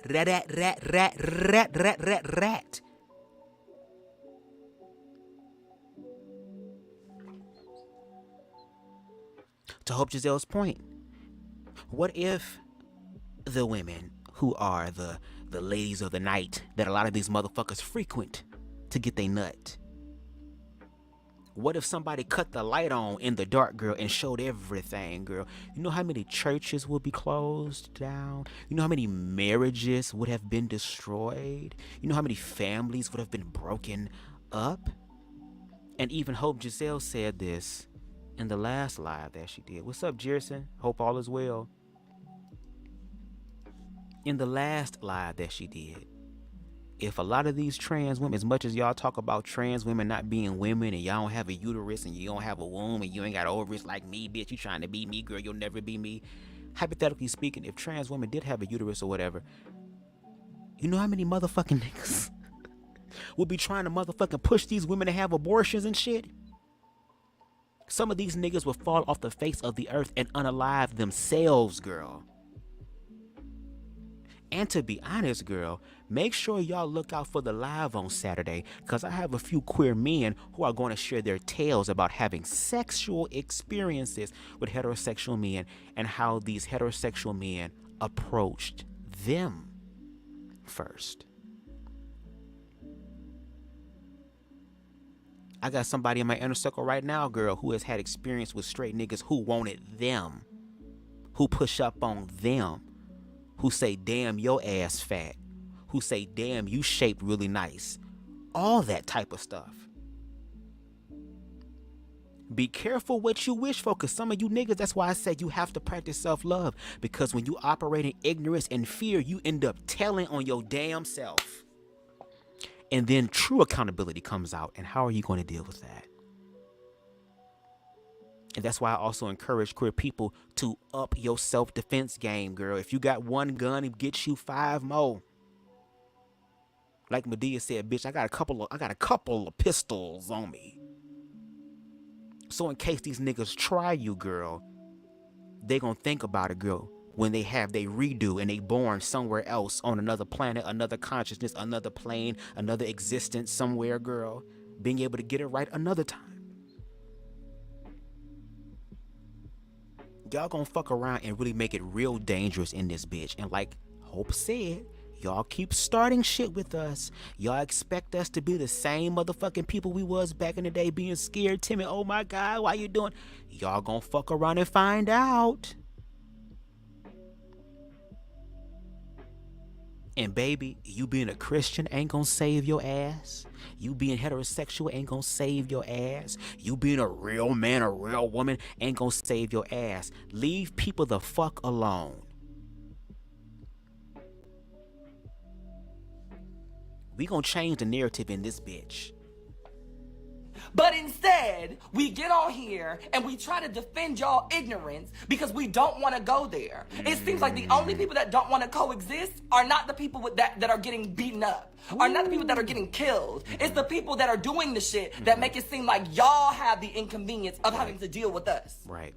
We can't even walk down the street safely half the time, but y'all think that the shit is funny. Wow. And Nisi, for you to post something like that, my shit list you are on. I need an apology swiftly because you should know better. And professionally. My shit list you are on, and I need an apology swiftly because I know you know better. You would think. So moving on to my next topic. Now y'all know I love my brother consciously. But what I don't like is when I feel like people come into community and they take up space. I am okay with the people that come into community in order to amplify messaging. I am perfectly fine with people that come into community with the intention to be able to create space for a conversation to be had. I am perfectly fine with people who come into community and they give it to us raw in a way that the cis-hets are gonna be able to understand. What I do not like is when people volunteer their services about an experience that they don't live, but an experience that they live through vicariously from other people that they get facts from. I love George Lee. I love Conscious Lee. I love his platform. What I am not liking is that there are qualified people to speak about these topics and these issues, and I don't necessarily see them being put in positions where he can stand up and then step back and allow those things to be said by the people who are impacted by them. Right. I'm gonna show y'all this video and then I'm gonna add nuance and context. Stay with me. And she's going to bless you. Amen. Come on now. We gotta be more hands-on with raising our kids and letting them know what's right. By the time they 16, you gotta be pushing people. You gotta be pushing pussy. When they 15, you gotta start sending them to the movies with the girl. Because, you know, if they don't get blinded by what they see on TV and things like that. As dads, we gotta be a part of that. Because if we let them just watch what everybody sees, they will stray that way. Number one. It's a lot to unpackage in this one, ain't it? It's important to note that I used to be the biggest Boosie fan when I was in college. As a matter of fact, I was the only college policy debater on the entire circuit screaming free Boosie at the end of my construction or rebuttal. Number two, let me ask y'all this question. The first time that thing got hard and stood up like a rock, did you choose the way it happened or it happened naturally? Like, did you choose the way you were turned on and, you know what I'm saying, or did it just, you feel me, happen? Number three, imagine if somebody said this about their daughters, man. When they turn 15 to 16, man, you gotta start pushing D on them. You know what I'm saying? Pushing that D. What? Number four, I've spoken very extensively in the past about heteronormative hypocrisy. You know what I'm saying? Boosie been chastising Lil Nas X and the LGBTQ community about grooming up children, and he's on the podcast talking with his chest about doing what with a 15, 16-year-old son? Grooming them up, huh? Okay. Number five, what he said was, as a father, we gotta be more hands-on. But Boosie can push a particular sexuality on their child when they're 15 to 16 years old, but Dwayne Wade can't allow for his child to be able to have their gender affirmed or validated by the parents in the home. Number 6. I already know what I'm gonna say, but them 2 different things. What?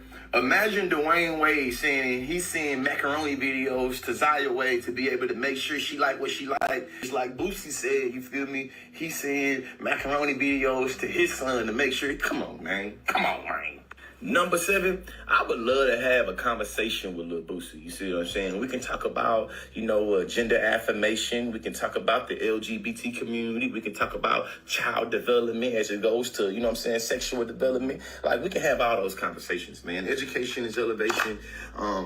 Do the ratchet, man. Come on. Do the ratchet. Re-ratchet. Shit.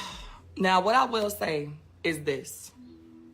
Once again, love my brother down. Anybody who knows me knows that I am one of the folks that is going to help to share and do the things that, need to be done to make sure that the messages get out, because it's not about the messenger, it's about the message and making sure that it gets out.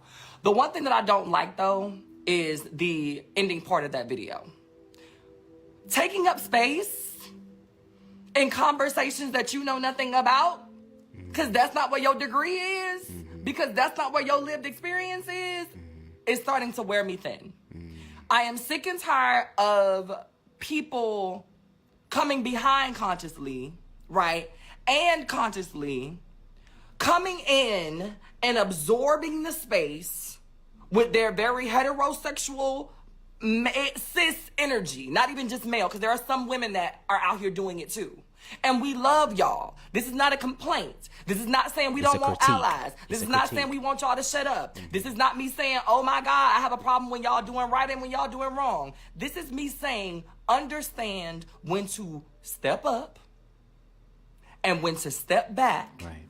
So that other folks who are actually qualified to have these conversations have the moment. Now, before any of y'all get in y'all motherfucking feelings and go, oh, here she goes trying to pitch herself, there are thousands of other qualified people of whom I share their work, of whom I give credit to, of whom I'm in space with all the motherfucking time. It's not about centering me as the person that you have to come to. But what I don't like is that at the very end of this video, he says, oh, I would love to have a conversation with Boosie where we could talk about child development and we could talk about da-da-da-da, specifically as it pertains to gender and sexuality. How? How? How? When you've been affirmed in the gender that you live in and that you operate in for your entire life. How, bro? How? Because unless you've had a gender identity crisis that we don't know about, that you had to push yourself through, how?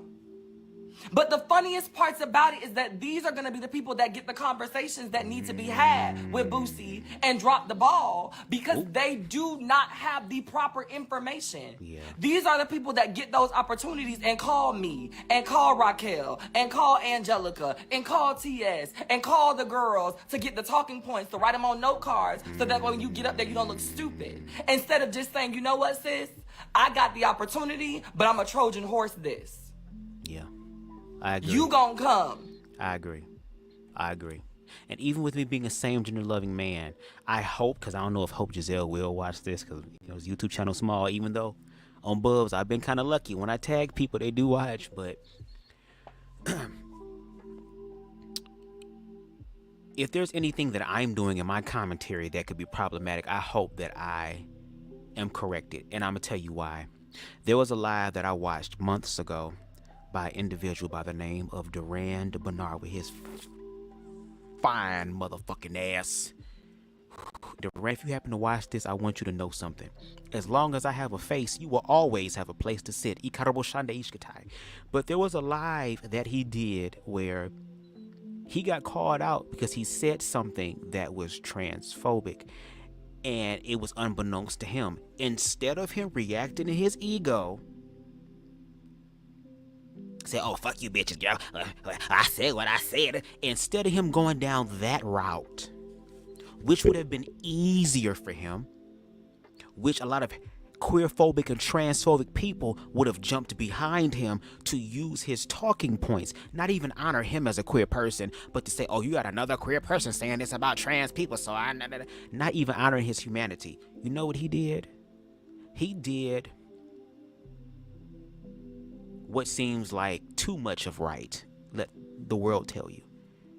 He got on live, spoke about the situation, and invited Hope up and said, Hope, please help me understand where I made the mistake. Please bring awareness to me in what I said and how it is problematic. Hope went up there, educated him, and he said, thank you for that. I'm going to do better. It's that motherfucking simple. But see, it takes challenging your ego. And at first, when you don't know how to challenge your own ego, girl, it's going to be tough. Now, thankfully, I had a teacher who came through who motherfucking put his foot on the neck of my damn ego until I got to a place to where I could put my foot on my ego because I got to work on my own soul salvation. But once that happened, I was able to, first of all, give more grace and honor to myself, even in the times where I make a mistake. Even in the times where I am wrong. Because I'm not always right. And that's why even with this commentary, I prefaced it by saying, I am not a trans person of experience. So I could never, ever speak in the totality that Hope, that T.S. Madison, that Angelica Ross, that all the other trans women out here. I could never, ever speak to the totality of that because that is not me. But I do soak up the information so that when I do go into spaces that may not be on Hope's radar or T.S. Madison's radar, because the queerphobia is just not at the top with all the people who have the hundreds of thousands of millions of followers and the hypervisibility. It's also on these platforms that are just starting off. Trust me, I have went into spaces like Black Men Unfiltered to have the contextual and nuanced conversations to help alleviate their fear. I've done commentary on bald-headed niggas, girl, who continue to spray and perpetuate their fears and ignorances, girl, still, and probably others to come. But when it comes down to paramount conversations, when you have people that have hypervisibility, that are willing to be open and have the conversation, I do agree with Hope. She needs to be in the room. She needs to be on the live. She needs to be on the podcast. She needs to be in the environment with Consciously. So if Boosie was to reach out to Consciously and say, hey, I saw your video, man, you know what I'm saying, and I would like to have you on my platform, maybe on my app or something, because I think Lil Boosie got an app. Girl, even Trump got an app. What the fuck going on? Excuse me. I want to have a conversation. Let's set it up. I would hope that Consciously will say, okay, but I'm going to bring some people in to help validate the experience. So even though you've extended the conversation to me, I'm bringing a plus one. That plus one is Hope Giselle. That plus one is T.S. Madison. That plus one is somebody from the community who can share their experiences. And all Consciously needs to do is to be able to be, I guess, a translator to be able to connect to the heterosexual aspect, because we're not heterosexual either. I can't speak about heterosexuality because that's not my reality. That's not my ministry. That's not what the cards of life have dealt to me. So to her point, you're absolutely right, Hope. When people want to have these conversations about queer people, especially trans women of color, you need to make sure you have trans women on the platform. Now, I ain't gonna lie, Consciously did do a live where he did have a panel full of Black trans women up there to help have that conversation. But now that we have a conversation or a possible conversation with Boosie Badass, who is a cis hetero man who actually creates music and shit that really fucks up the community, now that he wants to have a community conversation in reference to sexuality, Hope Giselle needs to be in the building. I 1000% agree with that.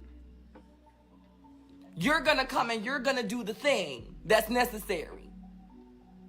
Where are all the allies that are doing that?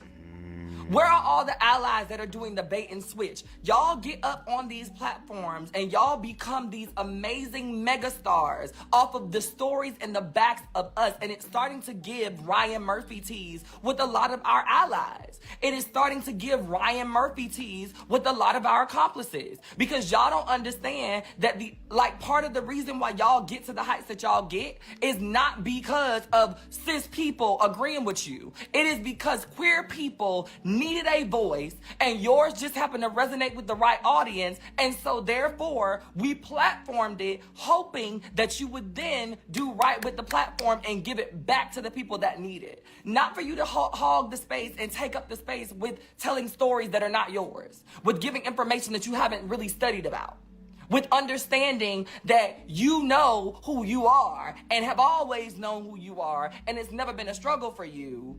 But then you gonna sit up here and talk about what it's like. It does not make sense. And I understand the people that are saying, oh, but they're not willing to listen to us. They're not willing to listen to us. Listen to what I'm saying to y'all. I'm okay with you getting your foot in the door.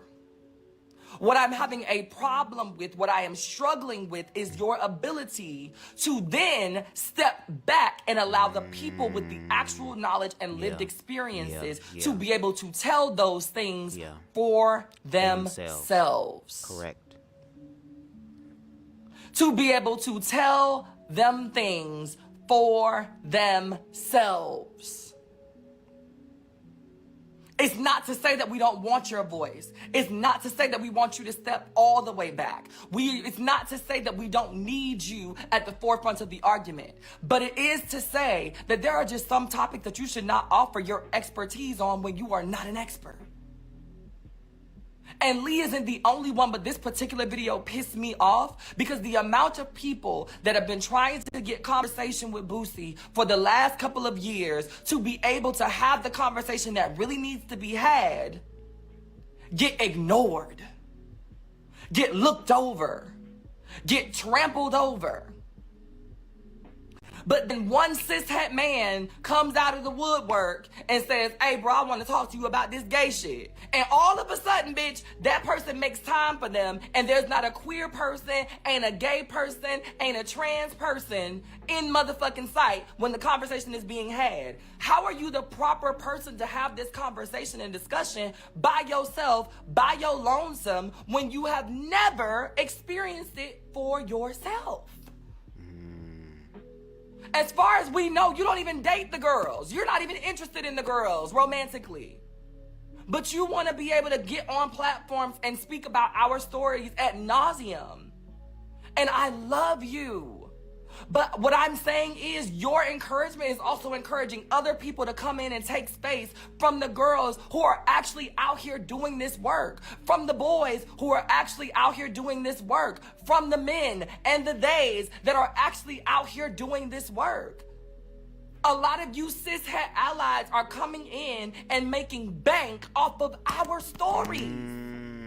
Y'all are coming in and getting booked off of our trauma. That part. Y'all are coming in and making lives for yourself off of our pain.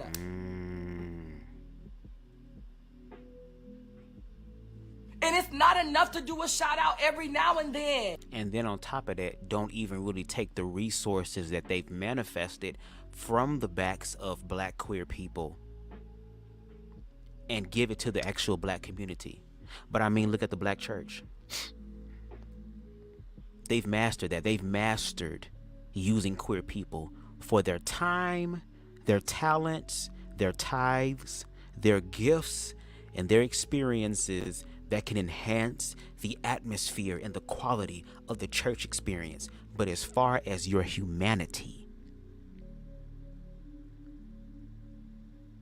leave that shit. Don't even leave it in the vestibule area, girl. Leave that shit outside in your car before you come into this place. We've seen queer people, and let's be all the way clear, black queer people have their gifts used. It goes back to what I said about this whole system of slavery, how black people were the blueprint for slavery, the blueprint for making money off of these people. And now that blueprint has been placed on other oppressed groups in America, the queer community, the women's community.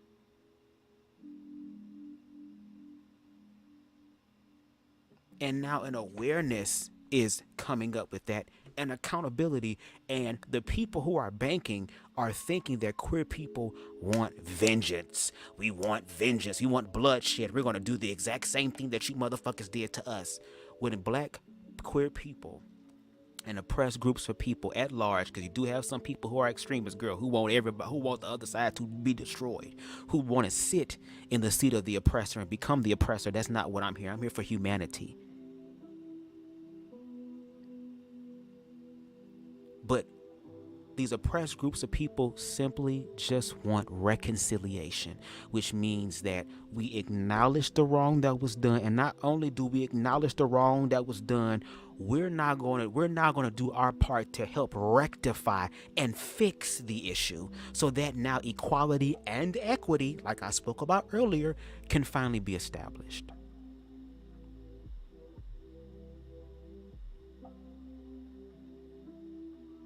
And I'm going to tell you right now, Hope Giselle ain't going to be the only angry black queer person, baby. It's a bunch of us motherfuckers that's rising up, girl.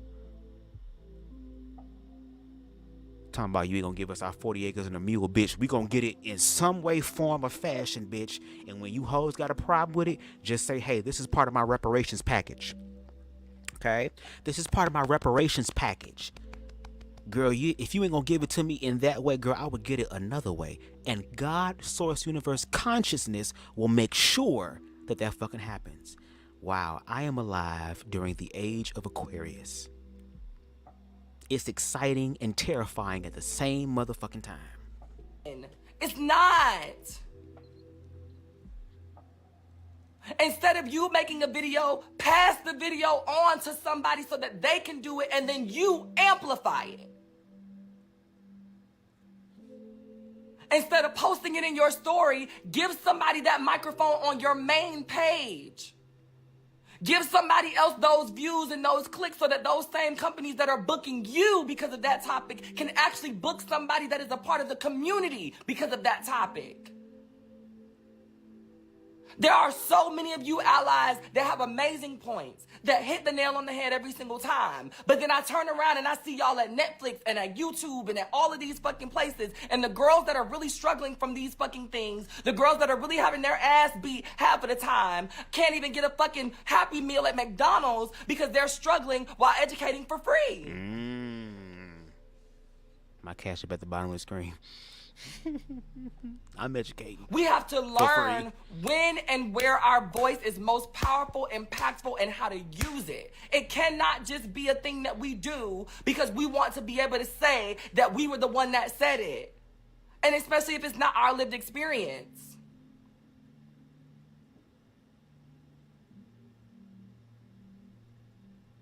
Y'all are really creating space for yourself in spaces that you don't occupy, in spaces that you don't live in, and in spaces that you get to put down. I don't get to put down being a trans woman after that video was made. I don't get to put down being a trans woman after I say something that people don't like and I get attacked for fucking weeks. I don't get to put it down and make another video and make people forget that I said something about LGBT people. I don't get to put that down. I'm not adding anybody because this is my space and this is what I want to do right now. I don't want to have a conversation. I got his number. If I wanted to have a conversation, I would have called him. I need to be able to say what I need to say uninterrupted and without a bitch trying to defend themselves.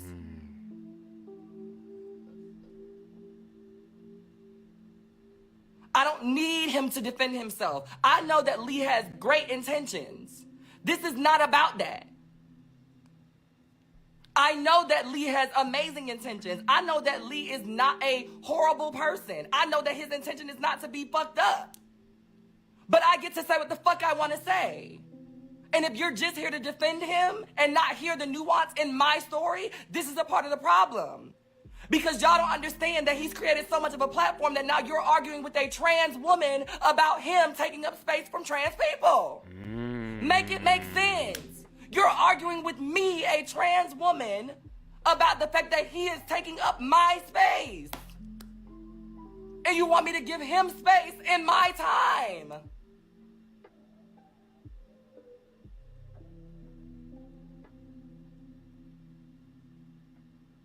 Make it make sense.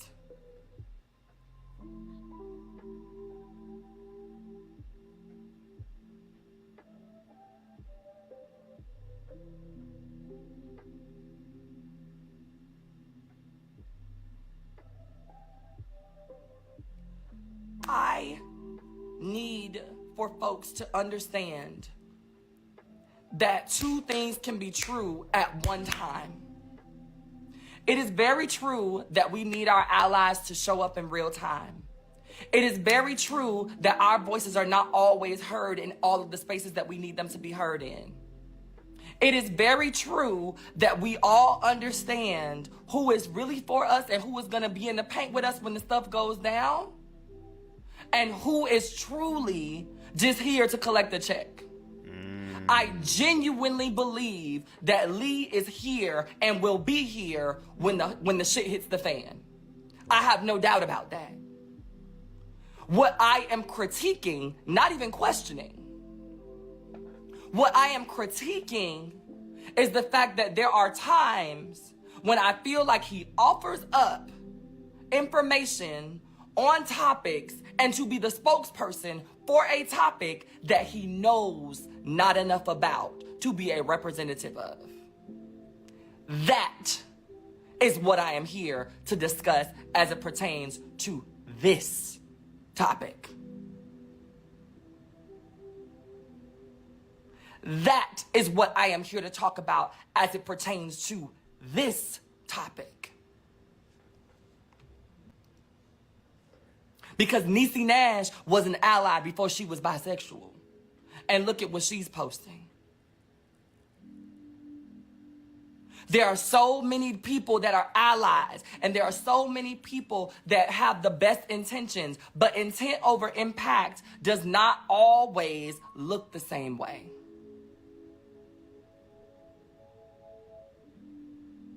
It does not always look the same way.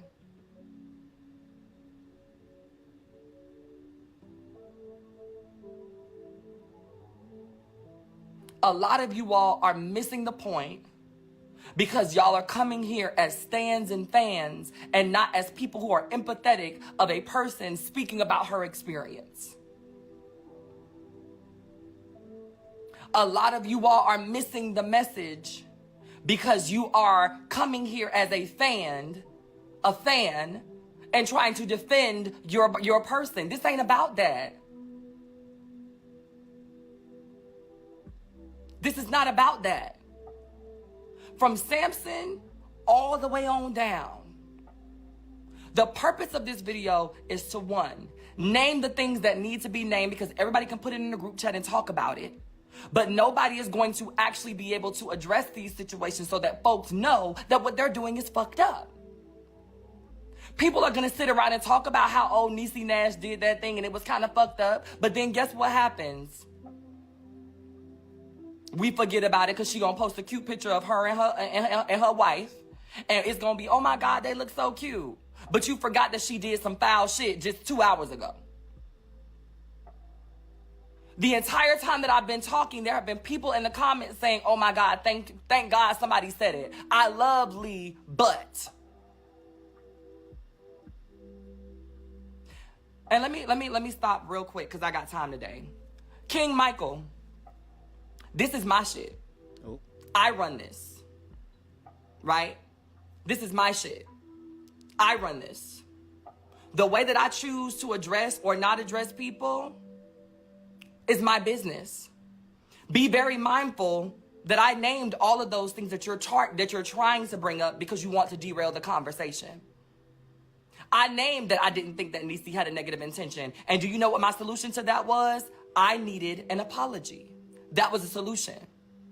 I named the fact that Samson is a fucking coon. Do you know what my solution to that was? Is understanding that there can be two things that can be true at one time. And when you rewatch this video, I'm sure you'll see me say that.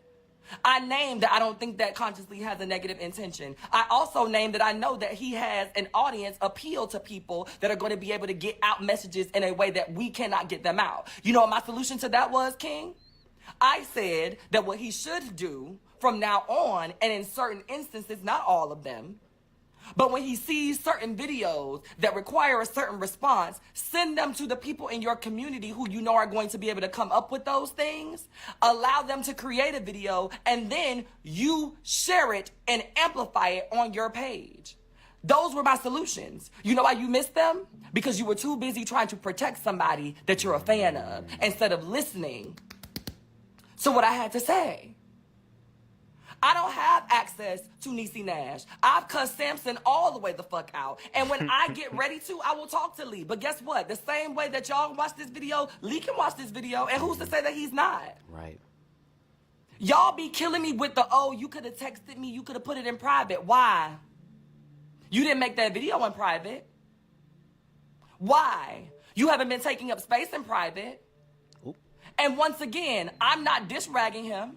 I haven't disrespected him. I haven't disrespected his family. I haven't disrespected his work. I haven't disrespected his work ethic. All I've said was, I need you to do this for me. I need you to do this for us. I need you to do this instead of that. Y'all love to make a person seem like they're causing confusion and problems and drama when I'm not speaking like this. Because I guarantee you, if I had gotten on this video and I had come on here and I just said, you know what, I would really like the idea for like some people to just kind of give us a little bit more space and a little bit more of a voice, you wouldn't be down there like that. But it's because I'm coming at you with the passion that I feel about these topics that you feel like I'm an angry black bitch. And you're not saying that, but that's what you're saying. You can't receive what I'm saying because it's not coming at you in a way that you feel like you can receive it from somebody who's supposed to be a lady. Y'all love trying to pseudo humble a black woman because she doesn't give y'all white bitch tease. I'm not her. If I'm passionate about something, you're going to get a neck roll. You're going to get my octaves. You're going to get all of the things because y'all don't listen otherwise. If I was on here speaking about these same motherfucking topics and I was talking in this octave, you know how many people would be watching? 20. My hopefuls. The reason that people are staying is because they can resonate with my passion. The reason that some of these people are staying is because they're messy. The reason that some of these people are staying is because they want to share it. But they only want to share it because my tone is speaking to something that feels like it's something that's worth their time in listening to. So yes, we all have our ways of being able to amplify a message. And while I might not have as many followers as the rest of them do, I know how to get motherfuckers to stop and pay attention. Because if I were on here giving you what you wanted, I would have no visibility. And that's what you fail to realize.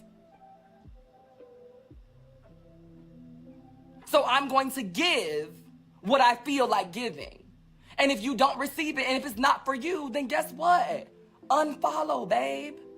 I ain't forcing nobody to be here. I don't need followers. I need folks that are going to be supporters of the movement and the things that I have going on to help with community. I need folks that are going to be galvanizers. That part. I don't need followers. That part. Where the real people at? The real people that care about humanity. I do not need followers. And half of y'all are only asking for the conversation to happen live because y'all want to be able to watch some mess go down. Y'all want to be able to watch me gather him on live together. That's what y'all want to watch, and that's not what's going to happen. We're going to have a conversation.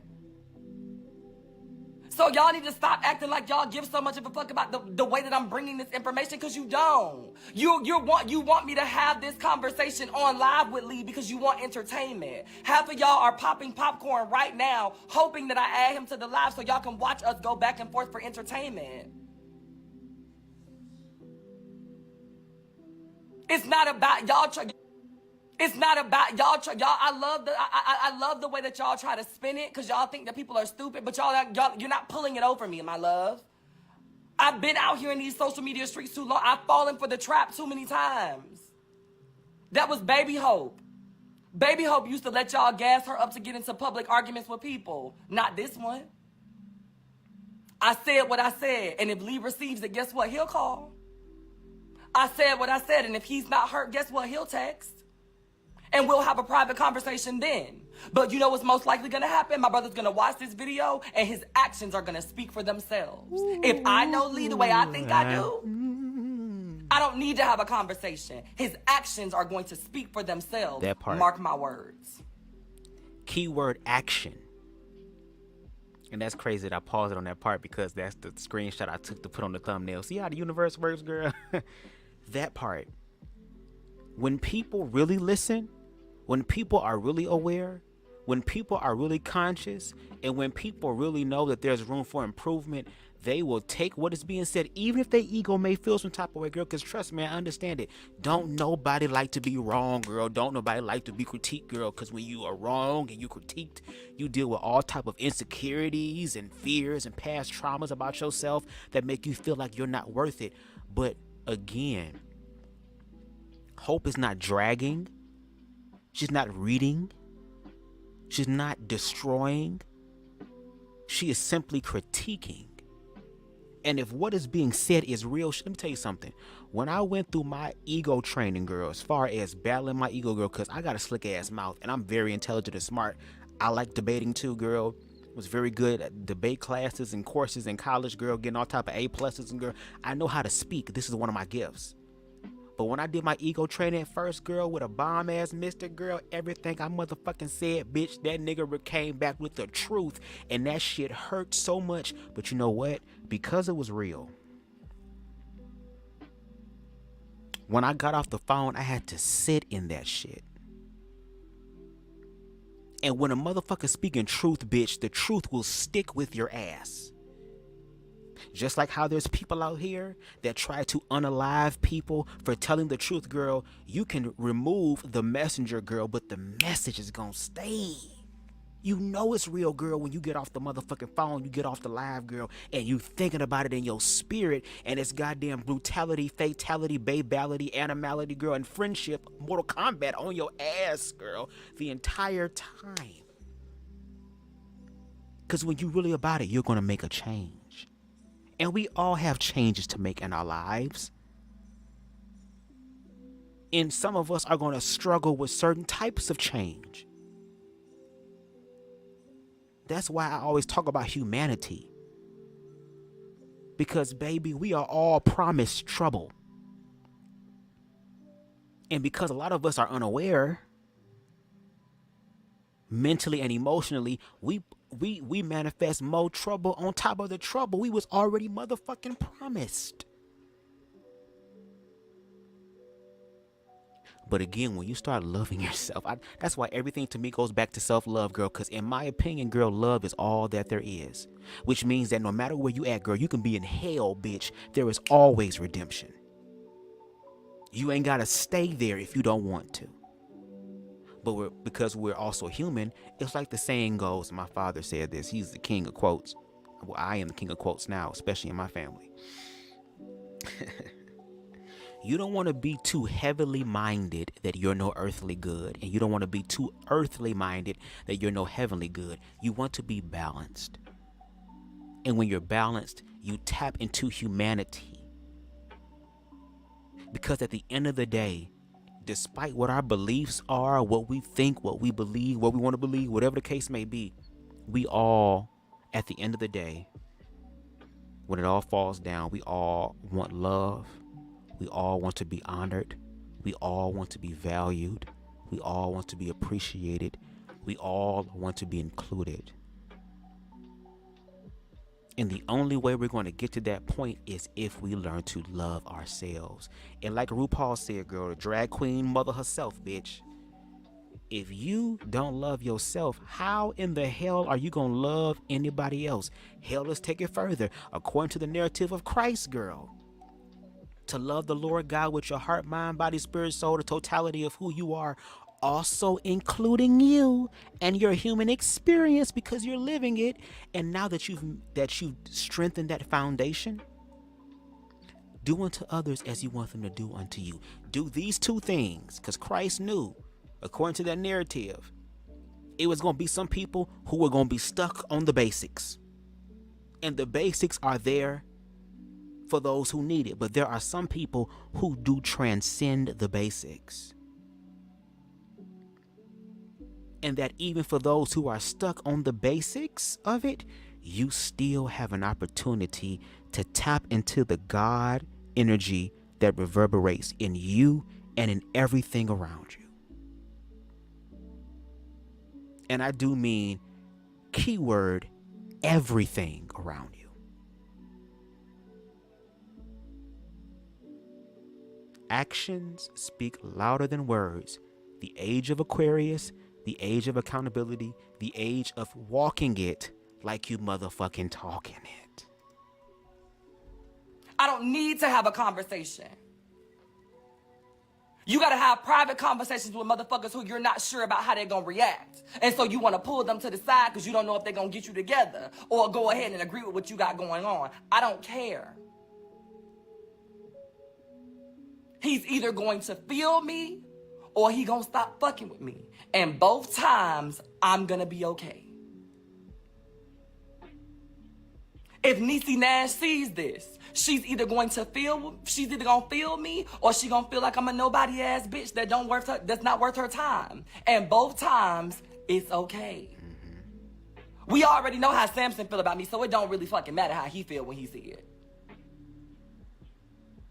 But if I know my brother how I know my brother, I don't need to have a personal fucking phone call to express myself. He's gonna hear this video, he's gonna receive what I have to say, and then he's going to move accordingly. Because the same way I respect his work, he respects mine. End of story. Today has been a day when it comes down to LGBTQ people being disrespected.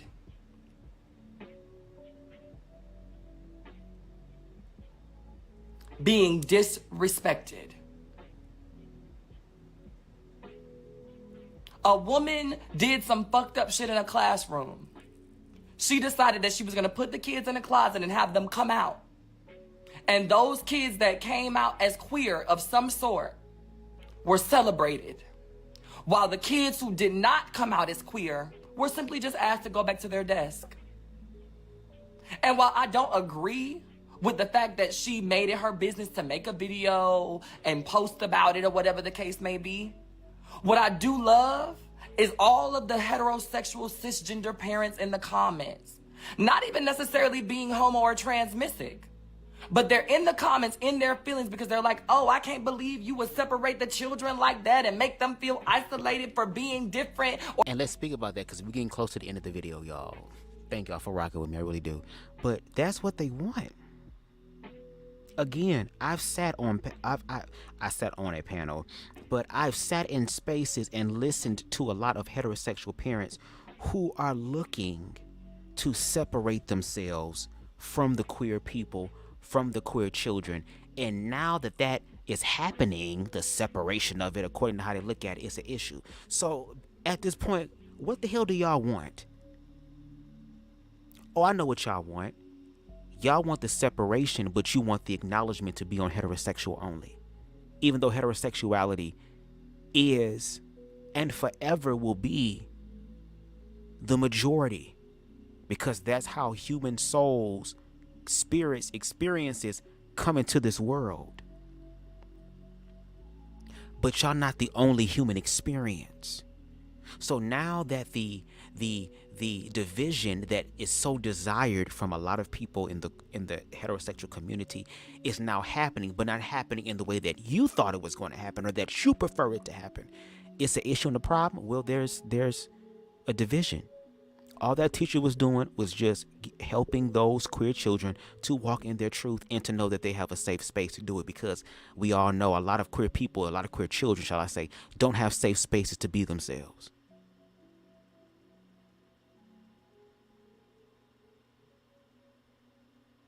A lot of the shit that a lot of cis hetero people do, not all, that's why I say some, and I acknowledge and honor the ones who don't, but for those who do walk in their fear and their ignorance,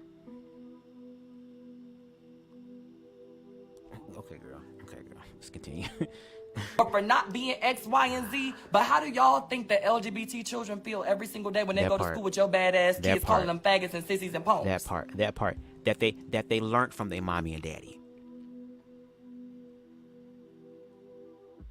The first time I heard the word faggot was in a black church. And the first time I saw how society reinforced that word faggot, I experienced that from my heterosexual peers. Motherfucking preteen and shit in middle school having self-deletion ideations, girl. My parents did the right thing, went up to the school. Low-key wanted to fight the kids and the damn parents. And I went from having 2 bullies now to 5. All because now they were being held accountable and it was bullshit accountability. Oh, they're suspended for a week and come the fuck back with a vengeance.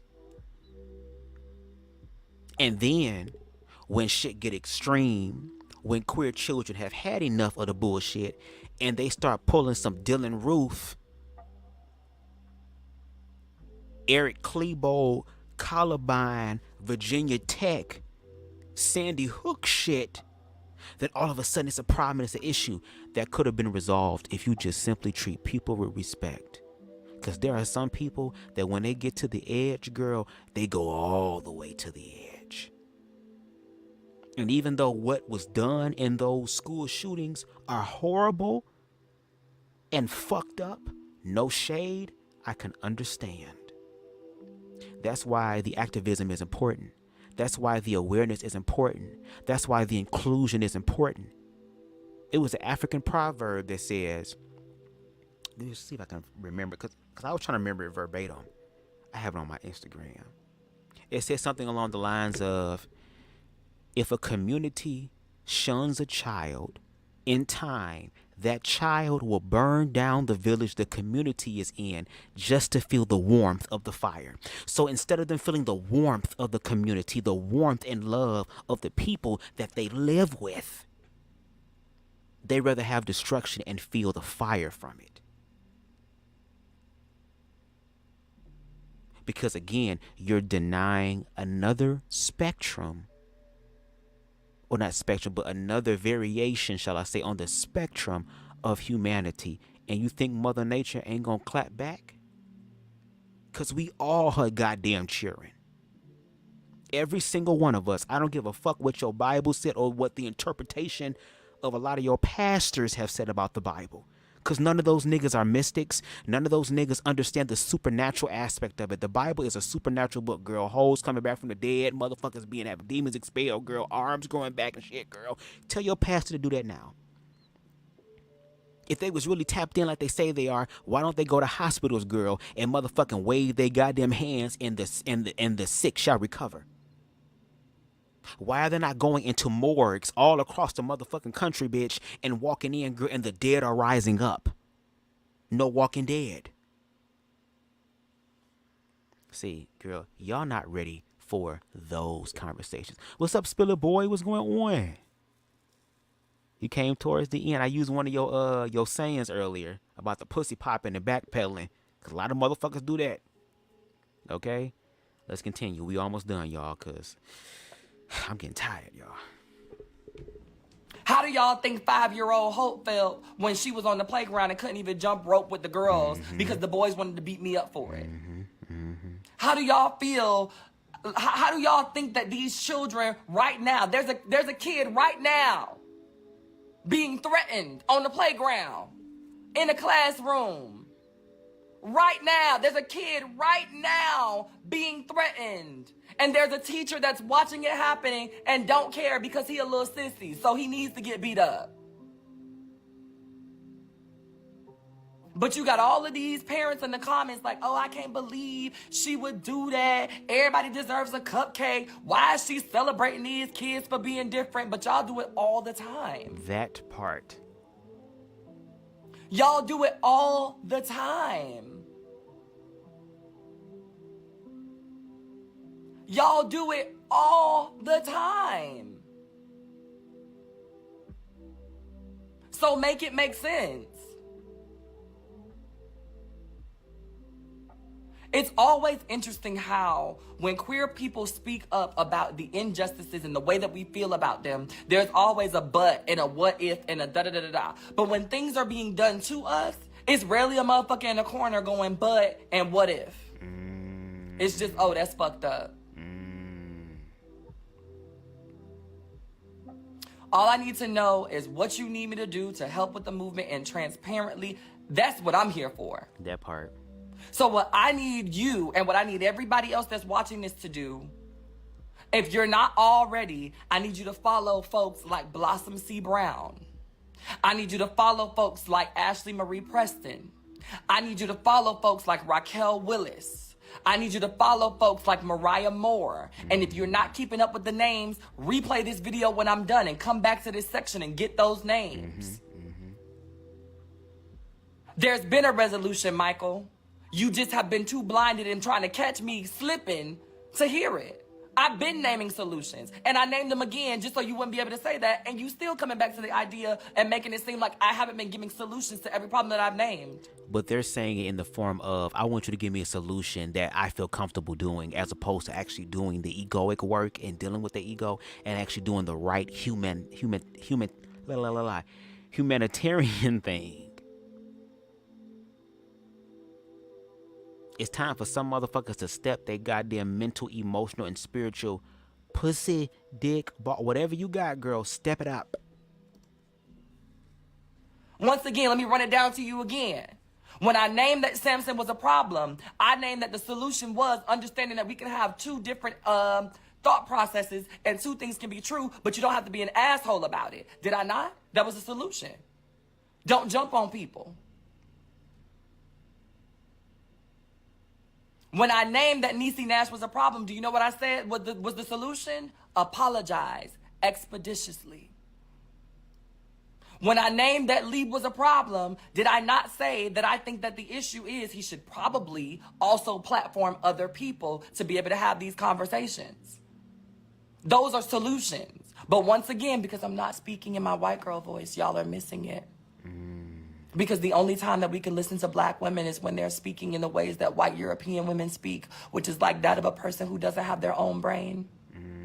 Because when we speak with too much passion, we're obviously somebody who is just enraged and angry and mad and just upset. And masculine, according to the masculine. So if you want to continue to help, follow people like Dominique Morgan. Follow people like Marissa Miller. Follow people like Araya Lester. Follow those people. Get up on your knowledge. Understand who the folks in the community that are making change.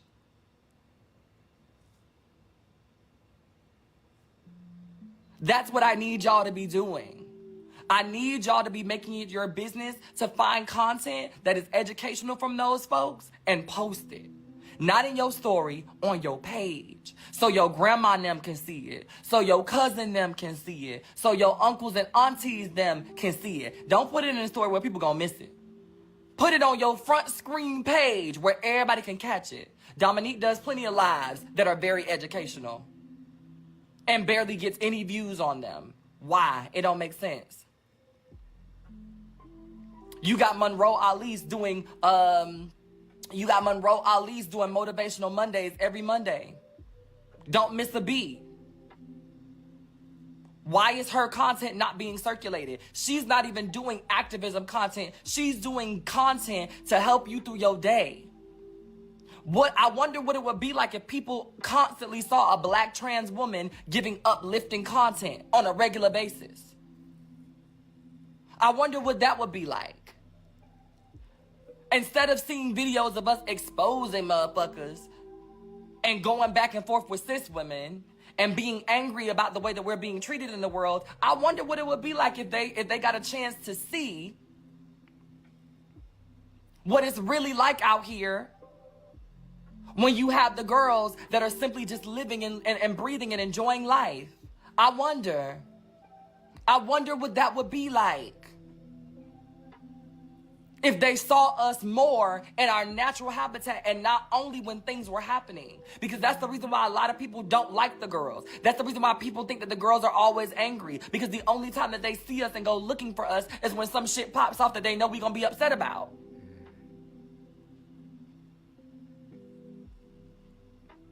Those are the things that we need. So at the barest of minimums, the least that all of y'all can be doing that really truly want to support is replaying this video, capturing those names, and getting those girls on your timeline expeditiously. Sharing their things on your timeline expeditiously. Supporting their work, supporting their movements, showing up to their movements expeditiously. Make your people want to say, who is that girl that you keep posting? Inject yourself into conversations where a person has no choice but to understand what side of history you're going to be on.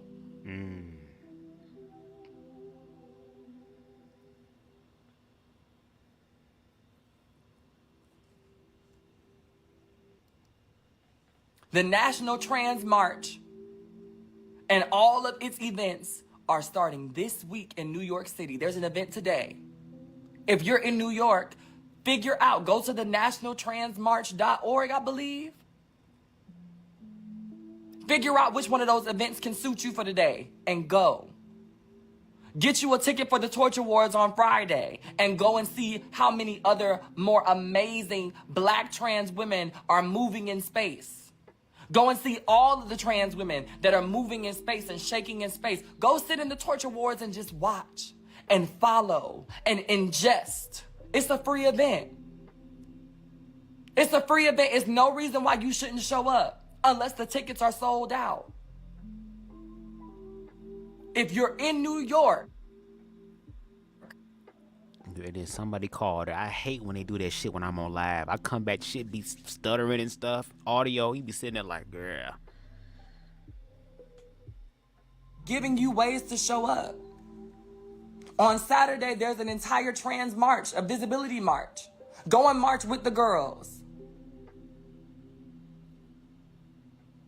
So if y'all really want to know how to really be a part, how to really get up under the movement space, how to really be a part, how to really be involved. If you in New York this weekend, this can be the start of your journey.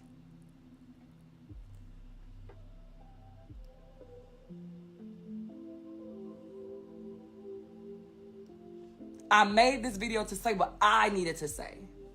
I made this video to do what I needed to do, to get what I needed to get off my chest in the way that I felt necessary.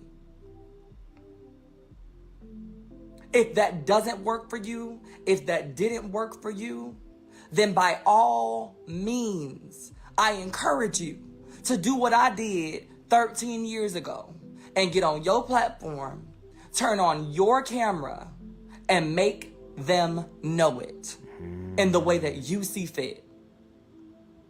I didn't see a Hope Giselle, so I became one. That part. End of story. That part. I'll see y'all later.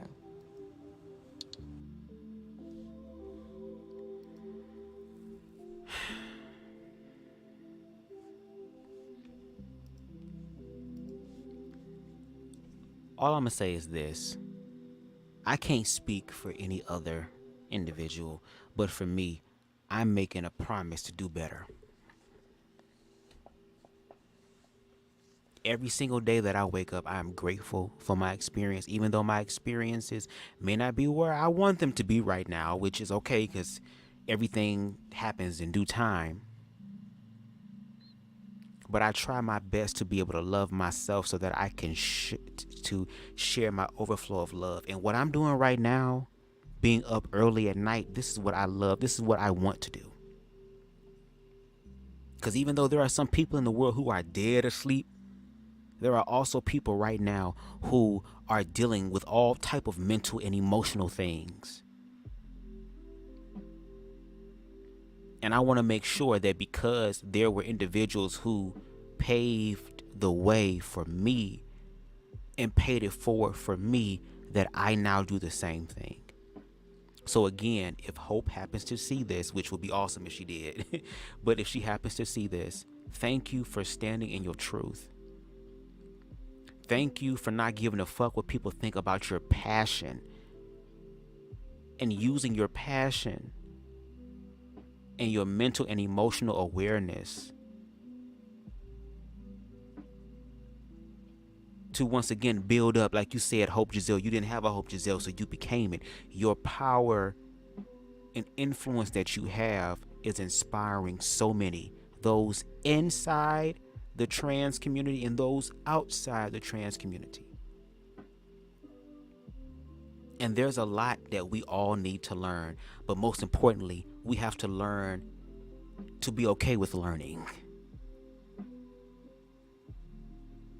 So like the screen says, I stand with Hope. Hope, if there's anything that I have said in this live that have might been deemed problematic, I hope that you do offer me a critique, because I want to show up for, obviously show up for humanity, but I want to show up for the aspects of humanity who really need the love, who really need the grace, who really need the favor, and who really need the inclusion. So anyway, thank y'all for watching and listening. I appreciate it. Please make sure that you guys hit that like button, because that's probably the most important thing you can do for me on this platform. It helps the channel to grow in the algorithms and to get more people to see who BubzDaGawd is and the Bubs Flow Energy, okay? We are slowly but surely rising, girl, okay? A good thing is come in small packages, and I'm a short motherfucker, girl, so everything else ain't short, girl, except my physical height. Praise the Lord, okay? If you're liking the vibe over here, please make sure that you hit that subscribe button as well as the notification bell, and make sure that you hit all so that you are up to date with all of my lives and my uploads. I go live at very sporadic times whenever I feel the spirit leads me. So if you own that tent energy where you can pitch your tent and it's time to go, hit that subscribe button and the notification bell and click all. If you feel compelled, only if you feel compelled, girl, and you feel like you want to donate anything to the Bubs Flow Energy Ministries, girl, okay, please make sure you hit that Cash App, which is $BubzDaGawd, okay? Thank you for everyone who came through. Shout out to Spillerboy TV for coming through. Thank you to Jerson Rodriguez. Thank you, Queen Amber. Thank you, Queen Donna. It's so good to see you here. Shout out to everybody in the bushes. Shout out to the replay gang. Shout out to those who feel some type of way about the commentary, girl. And if you do, we can definitely have a conversation. That's one thing I've been wanting to have. I've been going up in these spaces with these heterosexual people, girl, trying to have the conversation, and only a few of them have responded. So if you want to be one of the individuals to respond, or you simply just want to educate yourself more, please make sure that you let me know so we can have the conversation. Please make sure that y'all follow Hope Giselle on all of your social media so you can get all of your motherfucking life, because baby, when I tell you there is definitely a mandate on her life, and her passion is so powerful, it just warms my heart to see queer people walking in their truth unapologetically and encouraging others to do so as well. Okay, so with that being said, thank y'all for listening, and until next time, everybody, peace. Love never dies, just choose to be